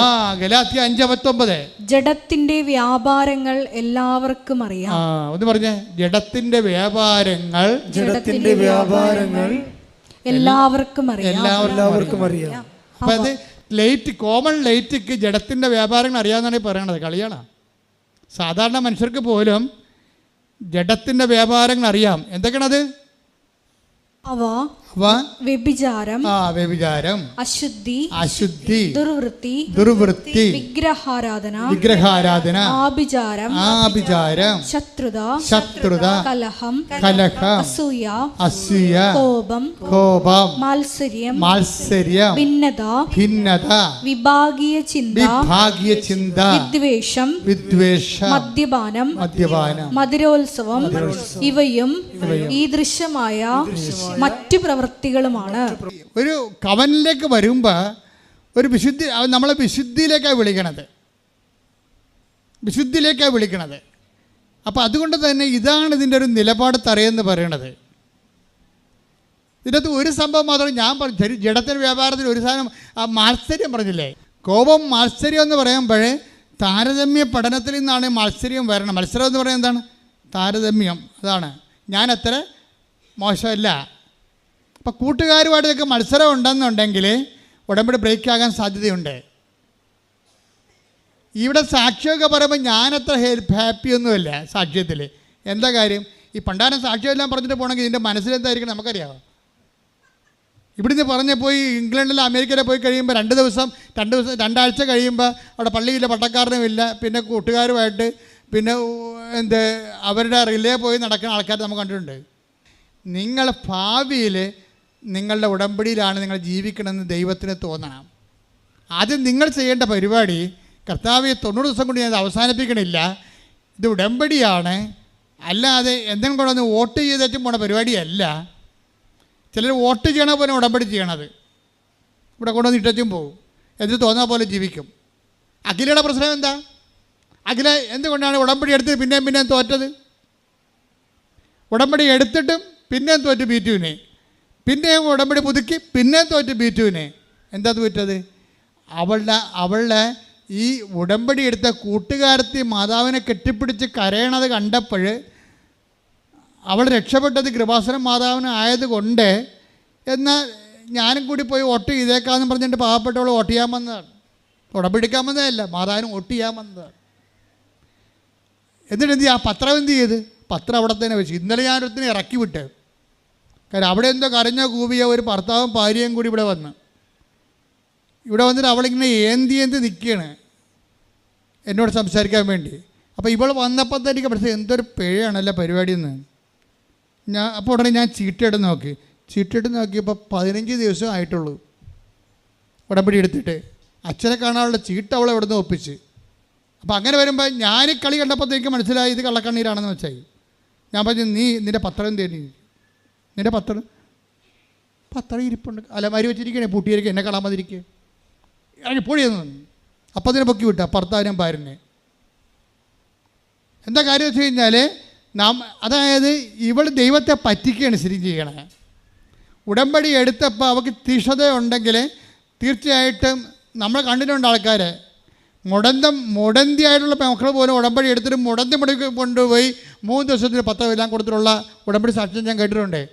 ഇവർക്ക് നല്ല ആരോഗ്യമുണ്ട്. പക്ഷേ ഇവളുടെ വിചാരം എന്താണെന്ന് വെച്ച് കഴിഞ്ഞാൽ ഉടമ്പടി എനിക്ക് അറിയാവുന്നവർക്ക് കൊടുക്കണ്ടേ, അറിയാൻ പാടില്ലാത്തവർ കൊടുത്താൽ അവർ വല്ലതും എന്നെ പറഞ്ഞാൽ എന്ത് ചെയ്യും? നീ ആരാണ്? നിന്നെ എന്തെങ്കിലും കേട്ട് കഴിഞ്ഞാൽ കർത്താവിന് വേണ്ടി ഇത് കണ്ട ഈ കിടപ്പ് കണ്ടല്ലേ, ഇതിങ്ങനെ ഈ 3 മണിക്കൂറാണ് ഈശോ ആ വഴിയരികി കിടന്നത്, ഇങ്ങനെ ചണ്ട നദയിൽ കിടന്നത്.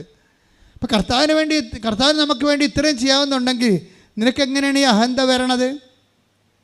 ആദ്യ ഉടമ്പടി ഞാൻ പറഞ്ഞേക്കാം, നിങ്ങൾ കേവന്മാരാണ് എന്ന് നിങ്ങൾ ധരിച്ചാൽ മറ്റുള്ളവർ ചിലപ്പോൾ നിങ്ങളെ കൊച്ചാക്കാൻ വേണ്ടി എന്തും ചെയ്യും. എന്നെ തന്നെ എന്തുമാത്രം പരസ്യമായിട്ട് ആക്ഷേപിച്ചിരിക്കണം.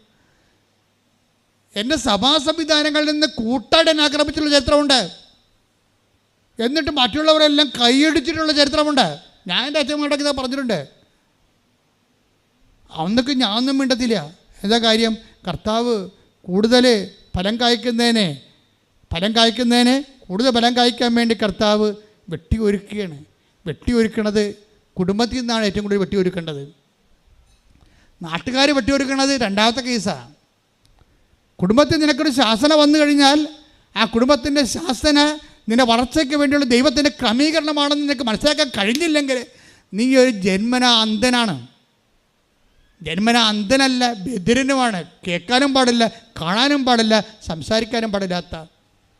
അപ്പം അതുകൊണ്ട് തന്നെ എനിക്ക് വന്ന പോലെ തന്നെ ഈ വിഷയം നിങ്ങൾക്ക് ഓരോരുത്തർക്കും വരാൻ സാധ്യതയുണ്ട്. അങ്ങനെ ഉണ്ടാകുമ്പോഴേ മാതാവിനെ പോലെ മിണ്ടാണ്ടിരിക്കുക. എന്താ കാര്യം? മിണ്ടായിരിക്കണത് എന്തുകൊണ്ടാണ്? ഹൃദയത്തെ സംഗ്രഹിക്കുക. ഹൃദയത്തിലിരിക്കുന്ന ആരാണ്? ദൈവമാണ്. ദൈവത്തിലേക്ക് കൈമാറി കൊടുക്കുക. കുറച്ച് കഴിയുമ്പോൾ എല്ലാം ശരിയാകും. ഞാൻ എൻ്റെ അച്ഛനെ അങ്ങനെ ഒരു സാഹചര്യത്തിൽ സഭയിൽ നിന്ന് ആക്ഷേപിച്ചപ്പോൾ എൻ്റെ അരികിലിരുന്ന ഒരു സീനിയർ പീസറിനോട് പറഞ്ഞു, you stand up and defend your self, ബാക്കി ഞാൻ പറയാമെന്ന് പറഞ്ഞു. അപ്പോൾ ഞാൻ അച്ഛനോട് പറഞ്ഞ് നോ നോ നോ നോ മോളിൽ നിന്ന് സംസാരിക്കണമെന്ന് പറഞ്ഞു. എന്താണ്? എനിക്ക് പട്ടം തന്ന ആൾ വേറെ ഉണ്ടല്ലോ, അയാളെപ്പോഴും ജീവിച്ചിട്ടുണ്ടല്ലോ, എനിക്ക് മരണമില്ലല്ലോ, അയാളല്ല സംസാരിക്കേണ്ടതെന്ന് ഞാൻ ചോദിച്ചു. ഞാൻ മിണ്ടിയില്ല. ഞാൻ പുറത്തോട്ട് ഇറങ്ങിപ്പോന്നപ്പോൾ അച്ഛന്മാരെ പറഞ്ഞു, ഇപ്പോൾ കിട്ടിയില്ലേ കള്ളത്തരമാണെന്ന് മനസ്സിലായില്ലേ എന്നൊക്കെ ചോദിച്ചു. ഇപ്പോഴല്ല, 2008 മുമ്പെന്ന് ഓർക്കണം. ഞാനന്ന് കൊച്ചച്ഛനാണെന്ന് ഓർക്കണം. ശുശ്രൂഷയൊക്കെ തുടങ്ങി വന്ന കാലത്ത് കിട്ടിയ വെട്ടാണ് അത് ശരിക്കും പറഞ്ഞാൽ. പക്ഷെ കർത്താവ് കരുതിക്കൊണ്ട് വെട്ടിയതാണ്. എന്നെ ഒതുക്കി കളഞ്ഞെന്ന് പറയാം ശരിക്കും. എന്നിട്ട് ഞാനത് മനസ്സിലാക്കി സൗമ്യതയോടെ, കർത്താവ് എന്നെ ആക്ട് ചെയ്യാൻ അനുവദിച്ചില്ല. ഞാൻ ആക്ട് ചെയ്തിരുന്നെങ്കിൽ കർത്താവ് എന്നെ പിന്നീട് ഒരിക്കലെടുത്ത് ഉപയോഗിക്കത്തില്ലായിരുന്നു. ദൈവത്തിന് വിശ്വസിക്കാൻ പറ്റിയൊരു വ്യക്തിയായി നീ മാറണം. ദൈവപൈതലേ, ദൈവത്തിന് നിന്നെ വിശ്വസിക്കണം. കാരണം നിന്നെ വിശ്വസിച്ചാൽ മാത്രമേ ദൈവത്തിന് നിന്നെ സ്നേഹിക്കാൻ പറ്റത്തുള്ളൂ. കാര്യം വിശ്വസിച്ചതിൻ്റെ വിശ്വാസം എന്ന് പറയുന്നത് ഒരു ടെമ്പററി അഫയേഴ്സാണ്. അതൊരു ടെമ്പററി അഫയേഴ്സാണ്. That can be stopped at any time. പക്ഷേ സ്നേഹത്തിലേക്ക് വരുമ്പോൾ സ്നേഹത്തിന് അന്ത്യമില്ല. വിശ്വാസം ദൈവപതിലെ നിന്നിൽ ദൈവം വിശ്വാസം ജനിപ്പിക്കാൻ വേണ്ടി, നിൻ്റെ വിശ്വാസത്തിൽ നിൽക്കാൻ വേണ്ടി ദൈവം നിന്നെ ഒരുക്കുമ്പോൾ ഓർക്കുക, ദൈവം നിന്നെ സ്നേഹിക്കാൻ തീരുമാനിച്ചു. ആ സ്നേഹം ദൈവം ടെമ്പററി അല്ല. ഫെയ്ത്ത് ഈസ് ടെമ്പററി, ബട്ട് വിശ്വാസം എന്നേക്കും. Take the word of God. 1 Corinthians 13:12. വിശ്വാസം, പ്രത്യാശ, സ്നേഹം ഇവ മൂന്നും നിലനിൽക്കുന്നു. എന്നാൽ സ്നേഹമാണ് സർവോത്കൃഷ്ടം. വിശ്വാസത്തിനേക്കാൾ ഉത്കൃഷ്ടമാണ് സ്നേഹം. വിശ്വാസത്തിൻ്റെ കുഴപ്പം, വിശ്വാസം നീ സാക്ഷ്യം കൊണ്ട് സാധൂകരിക്കുന്നില്ലെങ്കിൽ വിശ്വാസം ടെമ്പററി അഫയേഴ്സായിട്ട് മാറും, ലിമിറ്റഡ് ആവും. അപ്പോൾ നമ്മുടെ ലക്ഷ്യം എന്താണ്? കമ്മ്യൂണിക്കേഷൻ എന്ന് പറയുമ്പോൾ ആ സ്നേഹത്തിലാണ് കമ്മ്യൂണിക്കേഷൻ ആരംഭിക്കണത്, വളരണത്.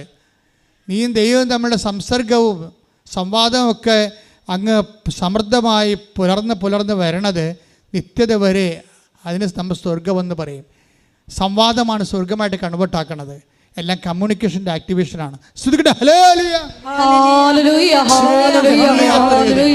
അപ്പോൾ ഈ 4 കുഞ്ഞുങ്ങളുമായിട്ട് വാടക താമസിക്കുമ്പോഴും ആൾക്കാർ ചോദിക്കും, മോളെ വീടൊന്നും വെക്കണില്ലേ, പിള്ളേരൊക്കെ വലുതായി വരുന്നുണ്ട്. അപ്പോൾ ഇദ്ദേഹം പറയും, അതിൻ്റെ ആവശ്യമൊന്നുമില്ല, വടക്ക് പോയിട്ട് കുഴപ്പമൊന്നുമില്ലല്ലോ, വടക്ക് ജീവിതത്തിൽ കുഴപ്പമൊന്നുമില്ലല്ലോ. അപ്പോൾ അതൊരു ആത്മവിശ്വാസമാണ്. പക്ഷേ ആത്മവിശ്വാസം മൂത്ത് ഒരു അഹങ്കാരത്തിൻ്റെ രീതിയിലേക്ക് അത് വരുന്നു. ഭാവിയിൽ ഇവക്ക് അജ്ഞാനമാണ് അഹങ്കാരത്തിൻ്റെ കാരണം. മനുഷ്യനെ അറിവില്ലായ്മയാണ് ദൈവത്തെക്കുറിച്ചോ ജീവിതത്തെക്കുറിച്ചോ ഉള്ള ലിമിറ്റഡ് നോളജാണ് അഹങ്കാരം ഉണ്ടാക്കുന്നത്. ജ്ഞാനത്തിൻ്റെ പരിമിതിയാണ് ശരിക്കും. പെട്ടെന്ന് ഇവളുടെ മകൾ മരിച്ചു. ചെറിയ കാഷ്വാലിറ്റി ഒന്നും അല്ലേ, ഉമ്മിണി വലിയ കാഷ്വാലിറ്റിയാണ് സംഭവിക്കുന്നത്. പെട്ടെന്ന് അവളുടെ മകൾ മരിക്കും.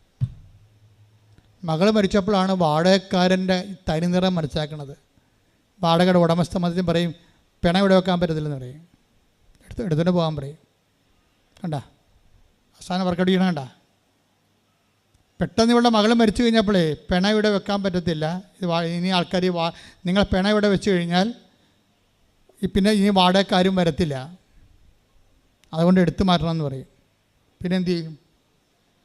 എല്ലാവരെയും തോൽപ്പിക്കാൻ വേണ്ടിയാണ് ഇവിടെ ഒന്ന് വാടകയ്ക്കൂടെ താമസിക്കണം. പിള്ളേരുമായിട്ടുണ്ട്. എന്നെ ഉപേക്ഷിച്ച ഭർത്താവിൻ്റെയും ചേട്ടന്മാരുടെ അനിയന്മാർ തിരിഞ്ഞു നോക്കില്ല എന്ന്. ഞാൻ എൻ്റെ കുഞ്ഞുങ്ങളവിടെ ഇറങ്ങേണ്ടി വന്നിട്ട് ഭർത്താവിൻ്റെ അനിയന്മാരുണ്ടല്ല, ഗുണാണ്ടന്മാർ, അമ്മമാരും തിരിഞ്ഞു നോക്കില്ലല്ല. അമ്മമാരുടെ മുമ്പിൽ ഞാൻ ജീവിച്ച് കാണിച്ചു കൊടുക്കും. തൻ്റെ ഇടം തള്ളലായിട്ട് മാറും. ഇതിനാണ് അഹങ്കാരം എന്ന് പറയണേ. ഉടമ്പടി വർക്ക് ചെയ്യാൻ പാടുണ്ടാകും. എൻ്റെ മക്കളെ, കൈയും കുപ്പി ഞാൻ നിങ്ങളോട് യാചിക്കുകയാണ്. ഇങ്ങനെ എന്തെങ്കിലും കേസ് കെട്ടലാണെങ്കിൽ ഉള്ളിൽ എന്തെങ്കിലും ഇതുപോലെ ദൈവത്തിന് പ്രവർത്തിക്കാൻ പറ്റാത്ത ഈ വിചാരമുണ്ടല്ലോ, അങ്ങനെ വല്ലതും ഉണ്ടെങ്കിൽ നിങ്ങളത് റെക്ടിഫൈ ചെയ്യണം, എളിമപ്പെടണം. പെട്ടെന്ന് ഉടമ്പടി പൂക്കണ കാണാം. ഇപ്പോൾ നമ്മൾ ചില ആൾക്കാർക്ക് മുട്ടത്തോടൊക്കെ ഇട്ട്, ഇന്നലെ ഞാനൊരു വീഡിയോ ഉണ്ട്, മുട്ടത്തോട് 200 മുട്ട എടുത്ത് പൊളിച്ച് അതിൻ്റെ തോടെടുത്തിട്ട് ആൾക്കാർ മിക്സിയിലിട്ട് അടിച്ച് കൊണ്ടുപോയി റോസച്ചെടിക്ക് ഇട്ട് കൊടുക്കുകയാണ്, മുട്ടത്തോട്. അപ്പോൾ അത് റോസ ഇങ്ങനെ വിടർന്നങ്ങനെ നിൽക്കണം നിറച്ച് പൂക്കളുമായിട്ട്. ഇവിടുന്ന് എഴുന്നേറ്റ് പോയി ആരും മുട്ട പിടിക്കാൻ നിൽക്കണ്ടേ, ഞാൻ ചുമ്മാ പറഞ്ഞതേ ഉള്ളൂ, അവിടെ കണ്ട ഒരു കാഴ്ച പറഞ്ഞതേ ഉള്ളൂ. അപ്പോൾ ചില വളങ്ങൾ വരുമ്പോൾ റോസ സാധാരണയേക്കാൾ കൂടുതൽ പൂക്കുന്നുണ്ട് ഇല്ലേ? ഇതുപോലെയാണ് ഉടമ്പടിയുടെ വിഷയം. ഉടമ്പടി ഇടേണ്ട വളം ഇട്ട് കഴിഞ്ഞാൽ ഈ സാധനം പെട്ടെന്ന് പൂക്കും. അതിനെന്താ കാര്യം ചെയ്യണമെന്ന് വെച്ചാൽ അതിനകത്തുള്ള കെടുവളമൊക്കെ ആദ്യം എടുത്ത് മാറ്റും നമ്മൾ, അല്ലേ? പഴയ വളമൊക്കെ ചെടി ഓൾറെഡി യൂസ് ചെയ്തിരിക്കുന്നതിൻ്റെ കുറച്ച് വേസ്റ്റ് കെടുവളമില്ലേ, അതൊക്കെ എടുത്ത് മാറ്റും. കെടുവളത്തിൽ ഒന്നാണ് ഈ അഹങ്കാരം എന്ന് പറയുന്നത്. അതങ്ങനെ കിടക്കുകയല്ലേ, അതിങ്ങനെ വർഷങ്ങൾ കിടക്കുകയല്ലേ. ഒരു കാര്യം തെണ്ടിത്തിരിഞ്ഞ് വളരെ വിഷമം പിടിച്ച സാഹചര്യത്തിൽ ജീവിച്ചിട്ട് ശമ്പളമുണ്ട് കയ്യിൽ, അതുകൊണ്ട് ആരും ഇങ്ങോട്ട് അഭ്യാസത്തിന് വരണ്ട, എനിക്കും മക്കൾക്കും ജീവിക്കാൻ അറിയാവുന്നതാണ്. പക്ഷെ പെട്ടെന്നാണ് ചില തകർച്ചകളൊക്കെ നമ്മൾ വരുത്തി തീർക്കണതാണ്. എനിക്ക് വേണ്ടത് ഇത്രയും നാൾ ജനവുമായിട്ട് ജീവിച്ചില്ലേ, ഞാൻ ജനവുമായിട്ട് ജീവിക്കാത്ത ഒറ്റ ദിവസം പോലും ഉണ്ടായിട്ടില്ല. പല തകർച്ചകളും നമ്മൾ കത്തെഴുതി വരുത്തിക്കണതാണ്. ഫോൺ വിളിച്ചിട്ട് തകർച്ച വിളിച്ചു, ഫോൺ വിളിച്ചിട്ട് ആൾക്കാരെ വരുത്തും. പ്രശ്നം ഫോൺ വിളിച്ച് വരുത്തുന്ന പരിപാടിയുണ്ട് ചില ആൾക്കാർ. കാര്യം നിങ്ങളുടെ നിലപാടുകളാണ് അതിൻ്റെ പ്രധാനപ്പെട്ട കാരണം. ദൈവത്തെ മറന്ന് താനെന്തോ പ്രധാന കഥാപാത്രമാണ്, സ്ഥലത്തെ പ്രധാന ദിവ്യനാണ് എന്ന് പറഞ്ഞുകൊണ്ട്. അപ്പോൾ എപ്പോഴും നിങ്ങൾ പ്രാർത്ഥിക്കേണ്ടത്, കർത്താവേ എന്നെ എളിമയോടെ ജീവിക്കാൻ ഇടയാക്കണേ പ്രാർത്ഥിക്കണം. അതാണ് അവിടുന്ന് തൻ്റെ ദാസിയുടെ മരിയ സ്പിരിച്വാലിറ്റി പവയുടെ ബൈ എന്ന് പറയുമ്പോൾ നിങ്ങൾക്ക് ഇതെന്നാ പവയുടെ ആൻഡ്രോയിഡായിരിക്കും, അങ്ങനെയല്ല. Covenant is powered by Marian spirituality എന്ന് വെച്ച് കഴിഞ്ഞാൽ അവിടുന്ന് തൻ്റെ ദാസിയുടെ വിനീത അവസ്ഥ. Take the word of God. ശ്രദ്ധിക്കട്ടെ. ഹല്ലേലൂയ. ലൂക്കാ 1:48 അവിടുന്ന് തന്റെ ദാസിയുടെ താഴ്മയെ കടാക്ഷിച്ചു. ആ ദൈവം നോക്കണത് നീ പാവപ്പെട്ടവളാണ്, വീടില്ലേ, ഭർത്താവില്ലേ, അതൊന്നുമല്ല ദൈവം നോക്കണത്. ദൈവത്തിന് കമ്മ്യൂണിക്കബിൾ ആണെന്നാണ് നോക്കണത്. എനിക്ക് നിങ്ങളോട് ഇൻട്രാക്ട് ചെയ്യാൻ പറ്റുമോ, അതാ സംഭവം. ഞാൻ കഴിഞ്ഞ ദിവസം പറഞ്ഞില്ലേ വേറെ ദൈവമെന്ന്. നമ്മൾ തന്നെ നമ്മൾക്ക് കോൺഫിഡൻ്റ് ഉള്ള ഏരിയയിൽ നമ്മൾ ദൈവമാണെന്ന് ഓർക്കണം. This is our spiritual tragedy. നമ്മൾക്ക് കോൺഫിഡൻസ് ഉള്ള ഏരിയയിൽ നമ്മൾ ഒരു ആൾ ദൈവം തന്നെയാണ്. കോൺഫിഡൻസ് ഇല്ലാത്ത കാര്യമാണ് പ്രാർത്ഥനയ്ക്ക് വെക്കണത്. അത് നിങ്ങളുടെ ഉടമ്പടി നിയോഗം ക്രമീകരിക്കുമ്പോൾ അറിയാൻ പറ്റും. അതറിയണ്ട, അത് ഞാൻ ജയിച്ചോളൂ എന്ന് പറയും. ഞാനല്ല പരീക്ഷ എഴുതണത്. എൻ്റെ ചരിത്രം എന്താണ്? തോറ്റിട്ടില്ല, തോറ്റ ചരിത്രം കേട്ടിട്ടില്ല. അതാണ് സംഭവം. കൊടിയും പിടിച്ച് അടക്കുകയാണ് ആളെ ഒറ്റക്ക് ആദായം നടത്തി. അപ്പം നീ തോക്കാത്ത ജീവിതാനുഭവങ്ങളില്ലേ, അത് തന്നെ നിൻ്റെ കോൺഫിഡൻഷ്യൽ ഏരിയ. അവിടെ ഉടമ്പടി കമ്മ്യൂണിക്കബിൾ അല്ല. ഇവിടെ പ്രശ്നം എന്താ? ഇവിടെ പ്രശ്നം ഞാൻ എൻ്റെ മക്കളെ വാടക വീട്ടിയതല്ലേ, താമസിച്ചപ്പോൾ അവസാനം എന്ത് ചെയ്ത്, ഈ മകളുടെ ഡെഡ് ബോഡിയും കൊണ്ട് വണ്ടിയിൽ അവളെ ഉപേക്ഷിച്ച് കളഞ്ഞപ്പോൾ തിരക്കാതിരുന്ന ഭർത്താവിൻ്റെ അനിയൻ്റെ വീട്ടിൽ പോയി പറയും, മകൾ മരിച്ച മടി കിടക്കുകയാണ്, ഇവളൊന്ന് ദഹിപ്പിക്കണ വരെ ഇവിടെ സൂക്ഷിക്കാൻ അനുവദിക്കണമെന്ന് പറഞ്ഞു. നോക്കിയാൽ കണ്ടില്ലേ, എളിമപ്പെടണം കണ്ടില്ലേ? ഇപ്പം എന്താ ഈ ഹിസ്റ്ററി ഒന്ന് സ്കാൻ ചെയ്ത് നോക്കിക്കേ,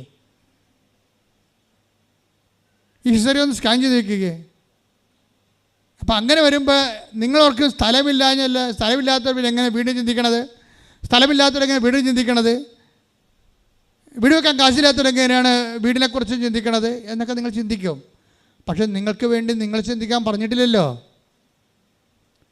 നിങ്ങൾക്ക് വേണ്ടി ചിന്തിക്കാനുള്ള ആളുണ്ടല്ലോ, നിങ്ങൾക്ക് വേണ്ടി പദ്ധതി ഉണ്ടാക്കാൻ വേണ്ടി ആളുണ്ടല്ലോ. പക്ഷെ അതിന് വരാനോ? അതാണ് എനിക്ക് നിന്നെക്കുറിച്ച് ഒരു പദ്ധതിയുണ്ട്. ജെറമിയ 29:11 കർത്താവ് അരുൾ ചെയ്യുന്നു, നിങ്ങളെക്കുറിച്ചുള്ള പദ്ധതി എൻ്റെ മനസ്സിലുണ്ട്. ജെറമ്യാ 29:11 നിങ്ങളെക്കുറിച്ചുള്ള പദ്ധതി പറഞ്ഞേ. നിങ്ങളെക്കുറിച്ചുള്ള പദ്ധതി എൻ്റെ മനസ്സിലുണ്ട്. നിങ്ങളുടെ നാശത്തിനല്ല, ക്ഷേമത്തിനുള്ള പദ്ധതിയാണ്. ക്ഷേമത്തിനുള്ള പദ്ധതിയാണ്. ഒന്ന് പറഞ്ഞേ, നിങ്ങളുടെ നാശത്തിനല്ല, ക്ഷേമത്തിനുള്ള പദ്ധതിയാണ്. പരിശുദ്ധ പരമദിവ്യകാരുണ്യത്തിന് ആരാധനയും സ്തുതിയും പുകഴ്ചയും ഉണ്ടായിരിക്കട്ടെ. മകളുടെ എല്ലാ അടിയന്തരങ്ങളെല്ലാം കഴിഞ്ഞതിന് ശേഷം അവളെ ശരിക്കും ഇങ്ങനെ സീറോ തനിക്ക് പറ്റിയ അബദ്ധങ്ങളും അതുപോലെ തന്നെ എല്ലാം മനസ്സിലാക്കി ഇവളെ എളിമപ്പെടണുണ്ട്. എളിമപ്പെട്ടിട്ട് മാതാവിനോട് പറയും, മാതാവേ, എത്ര വർഷമായി ഞാൻ പഞ്ചായത്തിലൊരു അപേക്ഷ വെച്ചിട്ട് എനിക്കും കുഞ്ഞുങ്ങളും കയറി കിടക്കാൻ ഒരു തുണ്ട് ഭൂമി കിട്ടാൻ, എനിക്കൊരു തുണ്ട് ഭൂമി കിട്ടാഞ്ഞത് കൊണ്ടല്ലേ എനിക്കിങ്ങനെ വേറെ വീട്ടിൽ കൊണ്ടുവന്ന് എൻ്റെ മകളുടെ ഡെഡ് ബോഡി വെക്കേണ്ടി വന്നത്. ഇനി എന്ത് ജീവിതം, ഞാൻ മടുത്തു, നീ തന്നെ ഇതിൻ്റെ അകത്ത് ഇടപെടണമെന്ന് പറഞ്ഞു. ആ കമ്മ്യൂണിക്കേഷനായി കണ്ട ആൾ എളിമപ്പെട്ടു, കാര്യങ്ങൾ വന്നപ്പോൾ എളിമപ്പെട്ടു. കമ്മ്യൂണിക്കേഷനായി നീ തന്നെ ഇതിൻ്റെ അകത്ത് ഇടപെടാൻ, എനിക്ക് വേറെ ആരുമില്ല എന്ന് പറയും. അപ്പോഴുണ്ടൊരു പച്ച പേപ്പർ ഇങ്ങോട്ട് വന്നിട്ട് പ്രവടാന്നിങ്ങനെ കറുത്ത മനുഷ്യൻ എഴുതി കാണിക്കും കമ്മ്യൂണിക്കേഷൻ. അത് കഴിയുമ്പോൾ തന്നെ ഉടനെ പഞ്ചായത്ത് നിങ്ങളെ വിളിക്കും, എത്രയും വേഗം വന്നാൻ രേഖയെ BO നിങ്ങളെ വിളിക്കണമെന്ന് പറയും. അവിടുത്തെ റവന്യൂ ഓഫീസറാണ്. പിറ്റേ ദിവസം രേഖ BO എടുത്ത് ചെല്ലുമ്പോൾ പറയും, നിങ്ങൾക്ക് 5 സെൻറ്റ് സ്ഥലം അനുവദിച്ചിട്ടുണ്ടെന്ന് പറയും സർക്കാർ. ഇത്രയും സ്പീഡാണ് ഈ സംഭവം, ഇത്രയും സ്പീഡാണ്. അതുകൊണ്ടെന്ന് വെച്ചാൽ അവൾ പട്ടാങ്ങിയായിട്ട് കാര്യം പറയും, അവൾ. പക്ഷെ പറയുമ്പോൾ നമ്മളിങ്ങനെ ദൈവത്തിൻ്റെ തിരുസന്നിധി ഞാനാണ് ദൈവം എന്നും പറഞ്ഞുകൊണ്ട് പറയരുത്. നീ എനിക്ക് വീട്, നീ എനിക്ക് സ്ഥലം, ബാക്കി സ്ഥലമൊക്കെ, ബാക്കി വീടൊക്കെ ഞാൻ ഉണ്ടായിക്കൊള്ളാം. ഒരു കോൺഫിഡൻസിലോടും നിങ്ങൾക്ക് പറ്റുമായിരിക്കും, പക്ഷേ തന്നതിന് നന്ദി പറഞ്ഞാൽ മതി. നന്ദി എന്ന് പറയുമ്പോൾ അതിൻ്റെ അത്ര എളിമയുണ്ട്. പക്ഷേ ദൈവത്തിന് എന്താ നന്ദി പറയണത്? ഞാനല്ലേ എഴുതണത്. ചില കാണ്ടാമൃഗങ്ങൾ ഉടമ്പടി എടുത്തിരിക്കണത് എങ്ങനെയെന്ന് അറിയാമോ? ഉടമ്പടി എടുക്കും, പത്രം കൊടുക്കത്തില്ല. ഉടമ്പടി എടുക്കും, രോഗികളെ കാണത്തില്ല. എന്തിനാ ഇത്ര കഷ്ടപ്പെടണം? ഞാനല്ലേ പരിശോധന, ദൈവമല്ലല്ലോ അവൻ പരിശോധന എഴുതുന്നത്. പിന്നെ നീ എന്തിനാ ഉടമ്പടി എടുത്ത്? ആ കൂട്ടുകാരത്തിൽ വന്നപ്പോൾ ഞാൻ എടുത്ത്, അവരെടുത്തപ്പോൾ ഞാൻ എടുത്ത്, അതിന് വളർത്താറ് പോരാ, വല്ല കാര്യമുണ്ട്. ആ 2 എടുത്തപ്പോഴേ ഇനി അവർക്ക് ഉടമ്പടി എടുക്കാത്തതിൻ്റെ പേരിൽ എന്നേക്കാൾ കൂടുതൽ മാർക്ക് അവർക്ക് കിട്ടാതിരിക്കാൻ വേണ്ടി ബദൽ ഉടമ്പടി എടുത്തിരിക്കുകയാണ് പണ്ടാരം. ഇങ്ങനെ കുറേ അവതാരങ്ങളുണ്ട്. ഉടമ്പടി എഴുതിക്കാമെന്ന് എല്ലാ ആൾക്കാർക്കും ഒരുപോലെ അനുഭവമില്ലാത്തതിൻ്റെ കാരണം ഇതാണ് എൻ്റെ വിഷയം. ദൈവത്തിന് കമ്മ്യൂണിക്കബിൾ അല്ല, ദൈവത്തിന് കമ്മ്യൂണിക്കബിൾ അല്ല. അപ്പം അവർ മനസ്സിലിരിക്കുന്നത് എന്താണ്? എടാ, ഞാൻ പത്രം കൊടുത്താലും പരീക്ഷ എഴുതേണ്ടത് ഞാനല്ലേ, അതാണ് വിഷയം. ഞാനിപ്പോൾ രോഗികളെപ്പോലെ കണ്ടാലും കണ്ടില്ലേലും പരീക്ഷ എഴുതേണ്ടത് ഞാനല്ലേ പഠിക്കേണ്ടത്. അപ്പോൾ ഞാനല്ലേ ദൈവത്തിന് എന്താണ് ഇവിടെ കാര്യം എന്നാണ് വിഷയം. അവളുടെ ആ അണ്ടർമൈൻഡ് വായിക്കുമ്പോൾ മനസ്സിലാക്കുന്നത് എന്താണ്? ഞാനല്ലേ ദൈവം, വേറെ ഇവിടെ ദൈവത്തിന് എന്താണ് ഇവിടെ കാര്യം. അപ്പം സാക്ഷാ ദൈവത്തിന് വേറെ ദൈവമാക്കുകയും ഇവളെ തന്നെ സ്വന്തം ദൈവമായിട്ട് അവതരിപ്പിക്കുകയും ചെയ്യും. ലോകത്തെല്ലാവർക്കും ഉണ്ട് ഈ പ്രശ്നം, ലോകത്തെല്ലാവർക്കും ഉണ്ട്. ഏതെങ്കിലും ഒരു നിലപാടിൽ അവർക്ക് 4 ശമ്പളം കിട്ടി, അവിടെ പ്രൊഫഷൻ ഓക്കെയാണ്, അവിടെ ജനങ്ങൾ അവിടെ ക്യാമറ ഇഷ്ടപ്പെട്ടു, ജനങ്ങൾ അവിടെ സിനിമ കണ്ടു, ജനങ്ങൾ അവിടെ അങ്ങനെ ഇട്ട് കഴിഞ്ഞാൽ പിന്നെ ഉടനെ ആദ്യം നിന്ന് നിഷേധിക്കുന്നത് മതം. അതൊക്കെ ഒരു ആധുനിക പഴയ ഇനിഷ്യൻ്റുള്ള മനുഷ്യന്മാരുടെ അന്നത്തെ കാലത്തെ ഒരു ആവശ്യമായിരുന്നു. ഇന്നെന്താ അതിന് പ്രസക്തി? അപ്പം ഞാൻ നിർമ്മതനായി എന്ന് വെച്ചാൽ എന്താ ഉദ്ദേശം?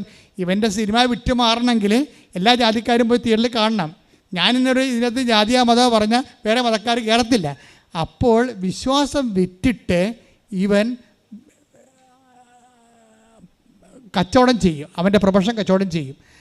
ഇതിനാണ് പ്രലോഭനം എന്ന് പറയണത്. കർത്താവിനെ അറിയാമായിരുന്നു ഇത് മനുഷ്യന്മാരുടെ ഏറ്റവും വലിയ ശത്രു അവൻ തന്നെയാണെന്ന്.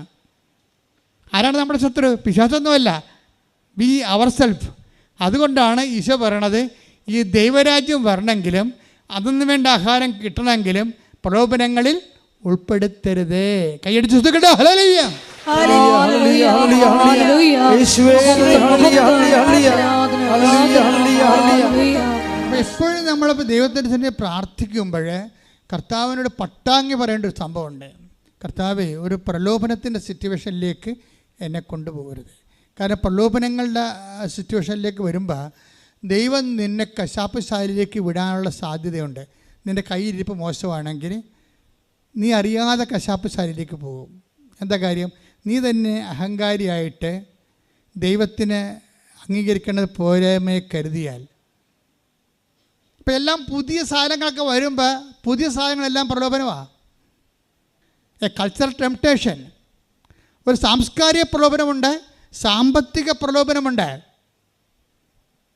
സാമ്പത്തിക പ്രലോഭനം എന്ന് പറയുന്നത് നിൻ്റെ ബിസിനസ് വിജയിക്കണമെന്നുണ്ടെങ്കിൽ മറ്റുള്ളവരെങ്ങനെ വിജയിച്ചതെന്ന് നോക്കുന്നേ, മറ്റുള്ളവരുമായിട്ട് മത്സരം വരും. അപ്പോൾ അവർ പറയാം കുട്ടിച്ചാത്തിൻ്റെ അടുത്ത് പോയിട്ടാണ് ആ ബിസിനസ്. അവർ കുട്ടിച്ചാത്തിൻ്റെ സേവ ചെയ്തിട്ടാണ്. എന്നാൽ പിന്നെ എന്നാ കാര്യം? ബിസിനസ് ചെയ്യാൻ കച്ചവടത്തിന് ലാഭത്തിന് വേണ്ടിയല്ലേ. അപ്പോൾ കർത്താവ് എല്ലാം ക്ഷമിച്ചോളൂ എന്ന് പറഞ്ഞിട്ട് ഇവനും കുട്ടിച്ചാത്തിൻ്റെ അടുത്ത് പോകും. കാര്യം ഒന്നുറങ്ങിയ നേരം വിളിക്കത്തില്ല. പ്രലോഭനത്തിൽ ഉൾപ്പെടുത്തരുത്. ഇന്നത്തെ ഒരു വിഷയം എന്ന് വെച്ചാൽ സമൂഹത്തെ സപ്ലിമെൻറ്റ് ചെയ്യണില്ല എന്നുണ്ടെങ്കിൽ, സമൂഹത്തെ സംസ്കരിക്കണില്ല, വിശുദ്ധീകരിക്കണില്ല എന്ന് നീ ഒരു വിശ്വാസിയാകുമ്പോൾ അത് തന്നെ നിൻ്റെ ഒരു പരാജയമാണ്. എന്താ കാര്യം? ഈ ജീവിതത്തെ നമ്മൾ അംഗീകരിക്കണില്ലെന്ന് എൻ്റെ അർത്ഥം. എന്താ കാര്യം? ഈ ജീവിതത്തെ ഞാൻ അംഗീകരിക്കണമെങ്കിൽ ഈ ജീവിതം ക്രിസ്തുവിനെ സ്വീകരിക്കണം. ക്രിസ്തുവിനെ സ്വീകരിക്കാത്തൊരു സമൂഹത്തിൽ ക്രിസ്തുവിനെ സ്വീകരിക്കാൻ വേണ്ടി നീ ഒരു നിലപാടെടുക്കുമ്പോൾ നിങ്ങളാണല്ലോ സാക്ഷികളെന്ന് പറയുമ്പോൾ വിശ്വാസത്തെ സാക്ഷ്യം കൊണ്ട് സ്ഥിരീകരിക്കണില്ലെങ്കിൽ ആ വിശ്വാസം നിർജീവമായ വിശ്വാസമാണ്. തോമസ് എന്നോ അല്ലെങ്കിൽ അലക്സ് എന്നോ അല്ലെങ്കിൽ ഏതെങ്കിലും തരത്തിൽ ജോസഫ് എന്നോ ഒക്കെ പേരിട്ട് കാര്യമില്ല. എന്നാ പേരിടാൻ പറ്റാത്തത്? വിശ്വാസം എന്താണെന്നറിയാതെ തരം കിട്ടുമ്പോൾ അവരുടെ അംഗീകാരത്തിനോ പണത്തിനോ ബിസിനസ്സിൻ്റെ വളർച്ചയ്ക്ക് വേണ്ടി ദൈവത്തെ തള്ളിപ്പറയുമ്പോൾ സമൂഹത്തിൽ ജ്വലിച്ചു നിൽക്കുന്ന ആൾക്കാർ ദൈവത്തെ തള്ളിപ്പറഞ്ഞാൽ അവൻ്റെ ജീവിതം ഇവിടെ വെച്ച് അവസാനിക്കുകയാണ്. കാര്യം മുന്നോട്ട് പോകുമ്പോൾ പല കാര്യങ്ങളോട് ഒത്തുതീർപ്പുകൾ ചെയ്യേണ്ടി വരുന്ന അപ്പോസ്തലന്മാർ, മിഷണറിമാർ ഒത്തുതീർക്കാത്ത സ്ഥലങ്ങളിലെല്ലാം പുതിയ കാലത്ത് നമുക്ക് ഒത്തുതീർക്കേണ്ടി വരുമ്പോൾ എന്താ പറ്റണമെന്നറിയാവോ? നിങ്ങളിൽ നിന്നെടുത്ത ദൈവരാജ്യം മറ്റുള്ളവർക്ക് നൽകപ്പെടുമെന്ന്. ദൈവരാജ്യം വിദ്യാർത്ഥിയിലേക്ക് സഞ്ചരിച്ചുകൊണ്ടിരിക്കുന്ന കാഴ്ച കൃപാസനത്തിൽ വരുമ്പോൾ നിങ്ങൾ കാണാൻ പറ്റും. That's what happening here. സ്തുതിക്കട്ടെ. ഹല്ലേലൂയ, ഹല്ലേലൂയ, ഹല്ലേലൂയ. യേശുവേ സ്തുതി. ഹല്ലേലൂയ, ഹല്ലേലൂയ, ഹല്ലേലൂയ. ഹല്ലേലൂയ, ഹല്ലേലൂയ, ഹല്ലേലൂയ, ഹല്ലേലൂയ. പരിശുദ്ധ പരമ ദിവ്യകാരുണ്യത്തിന് നേരവും ആരാധനയും സ്തുതിയും പുകഴ്ചയും ഉണ്ടായിരിക്കട്ടെ. ക്രിസ്തുവിനെ സൈലൈൻ ചെയ്തുകൊണ്ട് ഒരു സമാധാനം ഇവിടെ ഉണ്ടാക്കാൻ സഭയെ ആരും ഏൽപ്പിച്ചിട്ടില്ല.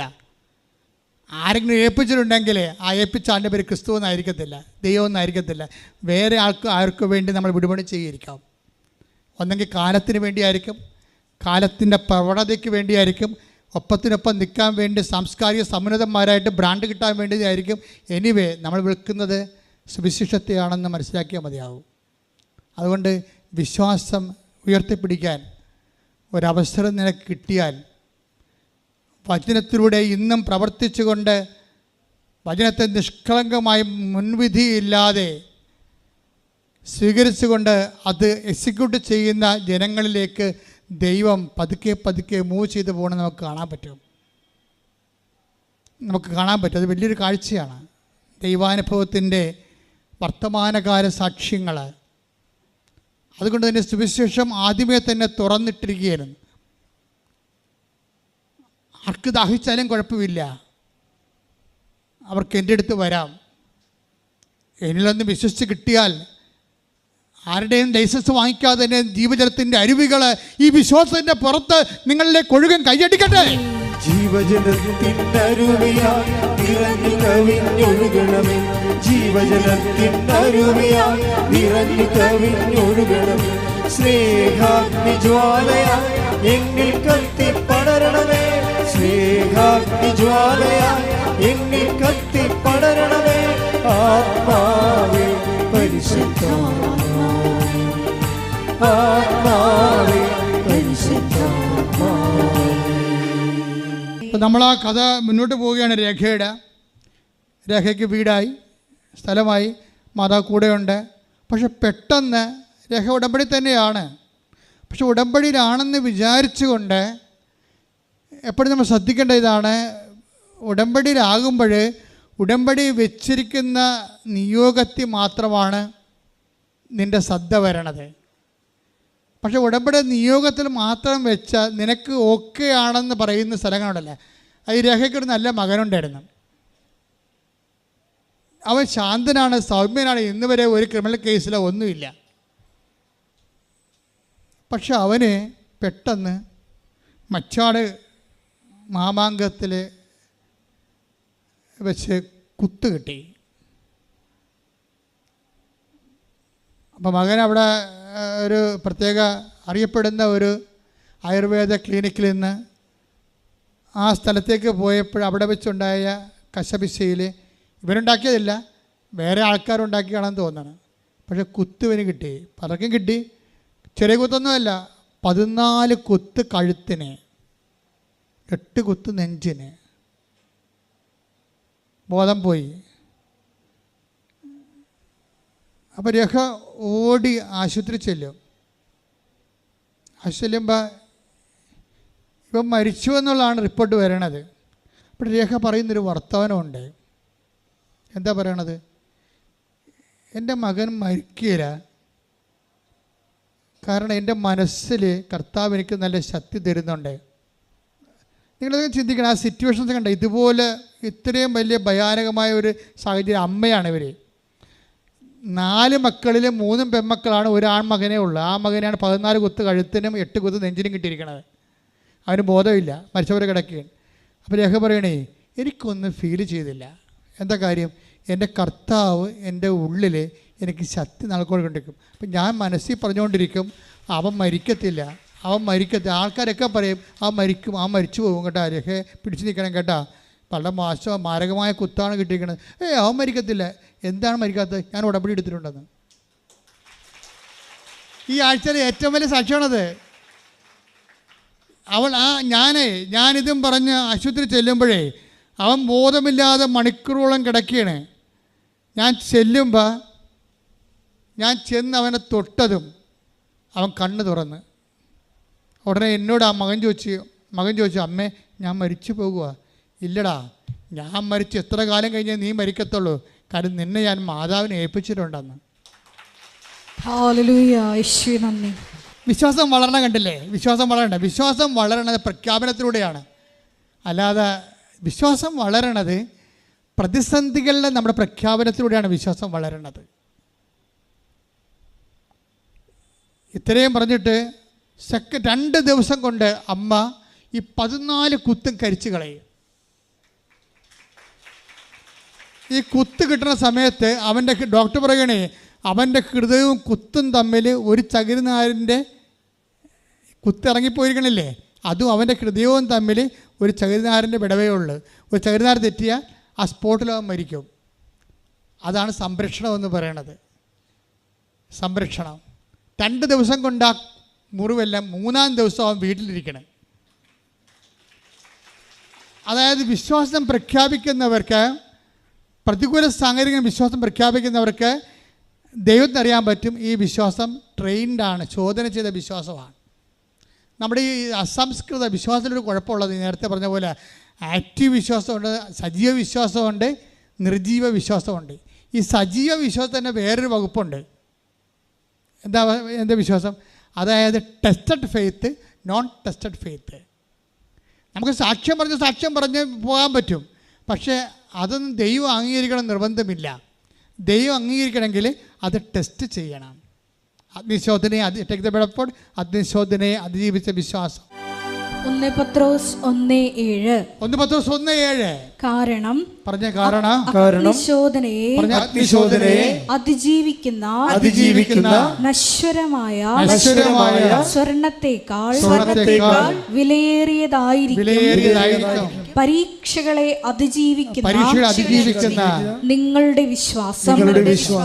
അപ്പോൾ ഇവർ പുതിയ വിശ്വാസം വന്ന എന്താണ്? Tested and valued faith. Tested and value added faith. അപ്പോൾ ഒരു സാഹചര്യം വന്നാൽ നിൻ്റെ വിശ്വാസം ഉടനെ അത് ടെസ്റ്റാണ്. ആ ടെസ്റ്റിൻ്റെ അകത്ത് നിന്ന് എടുക്കുന്ന നിലപാടാണ് ഇതിനെ വാല്യൂ ആഡ് ചെയ്യണത്. ഇപ്പോൾ നമ്മൾ ഇവിടെ നിന്ന് എത്തിയത് ആദ്യം വിശ്വാസം എങ്ങനെയാണ് വരുന്നത്? ധാരണ, പിന്നെ എങ്ങനെ വിചാരം, പിന്നെ എന്തേ വിശ്വാസം, പിന്നെ എന്തേ സജീവ വിശ്വാസം, നിർജീവ വിശ്വാസവും. സജീവ വിശ്വാസം എന്താണ്? സാക്ഷ്യം, സാക്ഷ്യമില്ലാത്ത വിശ്വാസം. സാക്ഷ്യവിശ്വാസം എന്ത് പറ്റും? Tested faith, non tested faith.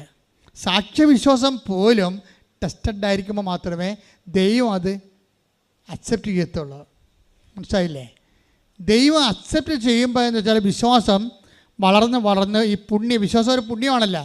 ജപമാലയിൽ നമ്മൾ പറയുന്നില്ലേ, വിശ്വാസം എന്ന പുണ്യമുണ്ടായി വർദ്ധിക്കാൻ, അല്ലേ? എൻ്റെ തിരുക്കുമാരനോട് പ്രാർത്ഥിക്കണമേ. അപ്പോൾ വിശ്വാസം ഒരു പുണ്യമാണ്. അപ്പോൾ വിശ്വാസം പുണ്യമായിട്ട് നമ്മുടെ ആത്മാവിലേക്ക് ചേരണ ഒരു സമയമുണ്ട്. പുണ്യം എന്തിനാണ്? ശരീരത്തിലൂടെ വിശ്വാസത്തെ നിങ്ങൾ വർക്ക് ചെയ്യണത് ശരീരത്തിൻ്റെ കാര്യങ്ങൾ ഉൽപ്പാദിപ്പിക്കാൻ വേണ്ടിയാണ്. ആൾക്കാർ രോഗസൗഖ്യം, ജോലി, വീട്, വിവാഹം, വഴി എന്നൊക്കെ പറഞ്ഞുകൊണ്ട് ഭൗതിക കാര്യങ്ങൾ നേടിയെടുക്കാൻ വേണ്ടി വിശ്വാസം ഉപയോഗിക്കുന്നുണ്ട് ആൾക്കാർ. പക്ഷേ അതേസമയം തന്നെ അത് ഈ ജീവിതത്തിന് വേണ്ടി മാത്രമേ പ്രയോജനപ്പെടുന്നുള്ളൂ. പക്ഷേ നിത്യജീവിതത്തിനാണെങ്കിൽ വിശ്വാസം കൺവേർട്ട് ചെയ്ത് കൃപയായിട്ട്, അതിൻ്റെ ഒരു ഫെയ്ത്ത് മെക്കാനിസം, മെറ്റാബോളിസം അങ്ങനെയാണ്. അത് കൺവേർട്ട് ചെയ്തിട്ട് കൃപയായിട്ട് മാറും. കൃപയായിട്ട് മാറിക്കഴിഞ്ഞാൽ വിശ്വാസം ടെസ്റ്റഡ് ഫെയ്ത്താണ് അത് വിശ്വാസ കൃപയെന്ന് പറയണത്. വിശ്വാസ കൃപയെന്നാണ് എൻ്റെ പേര്. ആ വിശ്വാസ കൃപ എവിടെയാണ്? കർത്താവിൻ്റെ കൃപ. അത് നമ്മുടേതല്ല. ഒരിക്കൽ ടെസ്റ്റ് ചെയ്താൽ പിന്നെ അത് കർത്താവിൻ്റെതായി മാറും. കർത്താവിൻ്റെ കൃപ എന്ത് ചെയ്യും? നമ്മുടെ ശരീരത്തിൻ്റെ കൂടെയല്ല. ഗലാത്യർ 6:19 take the word of God. കർത്താവിൻ്റെ കൃപ പറഞ്ഞേ, കർത്താവിന്റെ കൃപ നമ്മുടെ ആത്മാവിന്റെ കൂടെ ഉണ്ടായിരിക്കട്ടെ. വായിച്ചോളൂ, ശ്രുതികട്ടെ. ഹല്ലേലൂയ. ഗലാത്യർ 6:18. ഗലാത്യർ 6:18. നമ്മുടെ കർത്താവായ യേശുക്രിസ്തുവിന്റെ കൃപ പറഞ്ഞേ, നമ്മുടെ കർത്താവായ യേശുക്രിസ്തുവിന്റെ കൃപ നിങ്ങളുടെ ആത്മാവിനോട് കൂടെ ഉണ്ടായിരിക്കട്ടെ. ഇതാണൊരു വിഷയം. അതായത് സാധാരണ വിശ്വാസം ശരീരത്തിൻ്റെ കൂടെയാണ് ഉണ്ടാകണത്. വീട്, ജോലി, വിവാഹം, വാടകമാറ്റം, അതെല്ലാം നമുക്ക് ഈ ഭൂമിയിൽ വെച്ച് ഉണ്ടാകുന്നതാണ്. പക്ഷേ ഇതിന് വേണ്ടി മാത്രമാണ് നിങ്ങളെ ഉടമ്പടി എടുത്തിട്ടുള്ളെങ്കിൽ എന്താ സംഭവിക്കണത്? ഈ ജീവിതത്തിന് വേണ്ടി മാത്രമാണ്. 1 കൊരിന്തോസ് 15:19. ഈ ജീവിതത്തിന് വേണ്ടി മാത്രം ക്രിസ്തുവിൽ പ്രത്യാശ വച്ചിട്ടുള്ളവരാണെങ്കിൽ നമ്മൾ എല്ലാ മനുഷ്യരെയും നിർഭാഗ്യരാണ്. അപ്പൊ ഭാഗ്യപ്പെട്ട വിശ്വാസം എന്ന് പറയണത് നിത്യതയ്ക്ക് വേണ്ടി നമ്മൾ ക്രിസ്തുവിൽ പ്രത്യാശ വെക്കുമ്പോഴാണ്. അതിന് വിശ്വാസം ടെസ്റ്റഡ് ആകണം. അല്ല, നിങ്ങൾ ചോദിച്ചു ഉടമ്പടി എടുത്തിട്ട് ഞങ്ങൾക്ക് പണി കിട്ടിയല്ല എന്ന് പറയരുത്. ബുദ്ധിബോധം ഇല്ലാത്ത മരക്കഴുതകളെ അങ്ങനെ പറയത്തുള്ളൂ. ആധ്യാത്മിക ശാസ്ത്രം അറിയണം. ഉടമ്പടി എടുത്താൽ ടെസ്റ്റ് ചെയ്യാനുള്ള അവസരം വരും ചില സമയത്ത്. എന്തിനാ കാര്യം? അത് നിത്യതയെ ഉൾച്ചേർന്നുകൊണ്ട് ഈ ജീവിതത്തിൻ്റെ അപ്പുറത്തേക്ക് നിനക്ക് ചിറക് നൽകി ദൈവം നിന്നെ ഉയർത്തുന്നതാണ്. ദൈവം നിന്നെ ഉയർത്തണം. അപ്പോൾ അത് രേഖയ്ക്ക് പക്ഷേ മനസ്സിലാക്കുക മാത്രമല്ല, അത് അഭിഷേകമായി. എന്താ കാര്യം? ആ ടെസ്റ്റിംഗ് ടൈമിൽ അതിൻ്റെ ആവിയും പുകയും, മകനാണ് കുത്തുകൊണ്ട് കിടക്കുന്നത്, അവൻ മരിക്കലെന്നുള്ള ബോധ്യം അമ്മയ്ക്ക് മാത്രമേ ഉള്ളൂ. എന്താണ് അത് അഭിഷേകമാണ്. ഈ പ്രസൻസിന് ഒരു പ്രശ്നമുള്ളത്, ഈ പ്രസൻസ് പെട്ടെന്ന് കൺവേർട്ട് ചെയ്തിട്ട് അനോയിൻറ്റിംഗ് ആയിട്ട് മാറും, അഭിഷേകമായിട്ട് മാറും. അതുകൊണ്ടാണ് ഐശയ്യ പറയണത് 43:2 എടുത്ത്. ഐശയ്യ 43:2. സമുദ്രത്തിലൂടെ കടന്നു പോകുമ്പോൾ ഞാൻ നിന്നോട് കൂടെ ഞാൻ നിന്റെ കൂടെ ഉണ്ടായിരിക്കും. നദികൾ കടക്കുമ്പോൾ അത് നിന്നെ മുക്കിക്കളയുകയില്ല. അഗ്നിയിലൂടെ കടന്നാലും നിനക്ക് പൊള്ളലേൽക്കുകയില്ല. ജ്വാല നിന്നെ ദഹിപ്പിക്കുകയുമില്ല. എന്താ കാര്യം? അതാണ് അമ്മ അവള് പറയണത്. അതായത് ഞാൻ അഗ്നിയിലൂടെ നടന്നു, പക്ഷേ എൻ്റെ മകൻ എൻ്റെ കുത്തേറ്റ കാര്യത്തിൻ്റെ ആവിയോ പുകയോ ഞാൻ അനുഭവിച്ചില്ല. എന്താ കാര്യം? കർത്താവ് എൻ്റെ ഹൃദയത്തെ പൊതിഞ്ഞു. അതിൻ്റെ ആവിയും പുകയും നീറ്റലും നിരാശയും അതിൻ്റെ ഭയവും സങ്കടവും ഒന്നും ഏൽപ്പിക്കാത്ത രീതിയിൽ ഇതിന് അനോയിൻറ്റിങ് എന്ന് പറയും. ക്രിസ്ത്യാനിറ്റി മാത്രമുള്ള ഒരു ആധ്യാത്മിക അനുഭവമാണ്.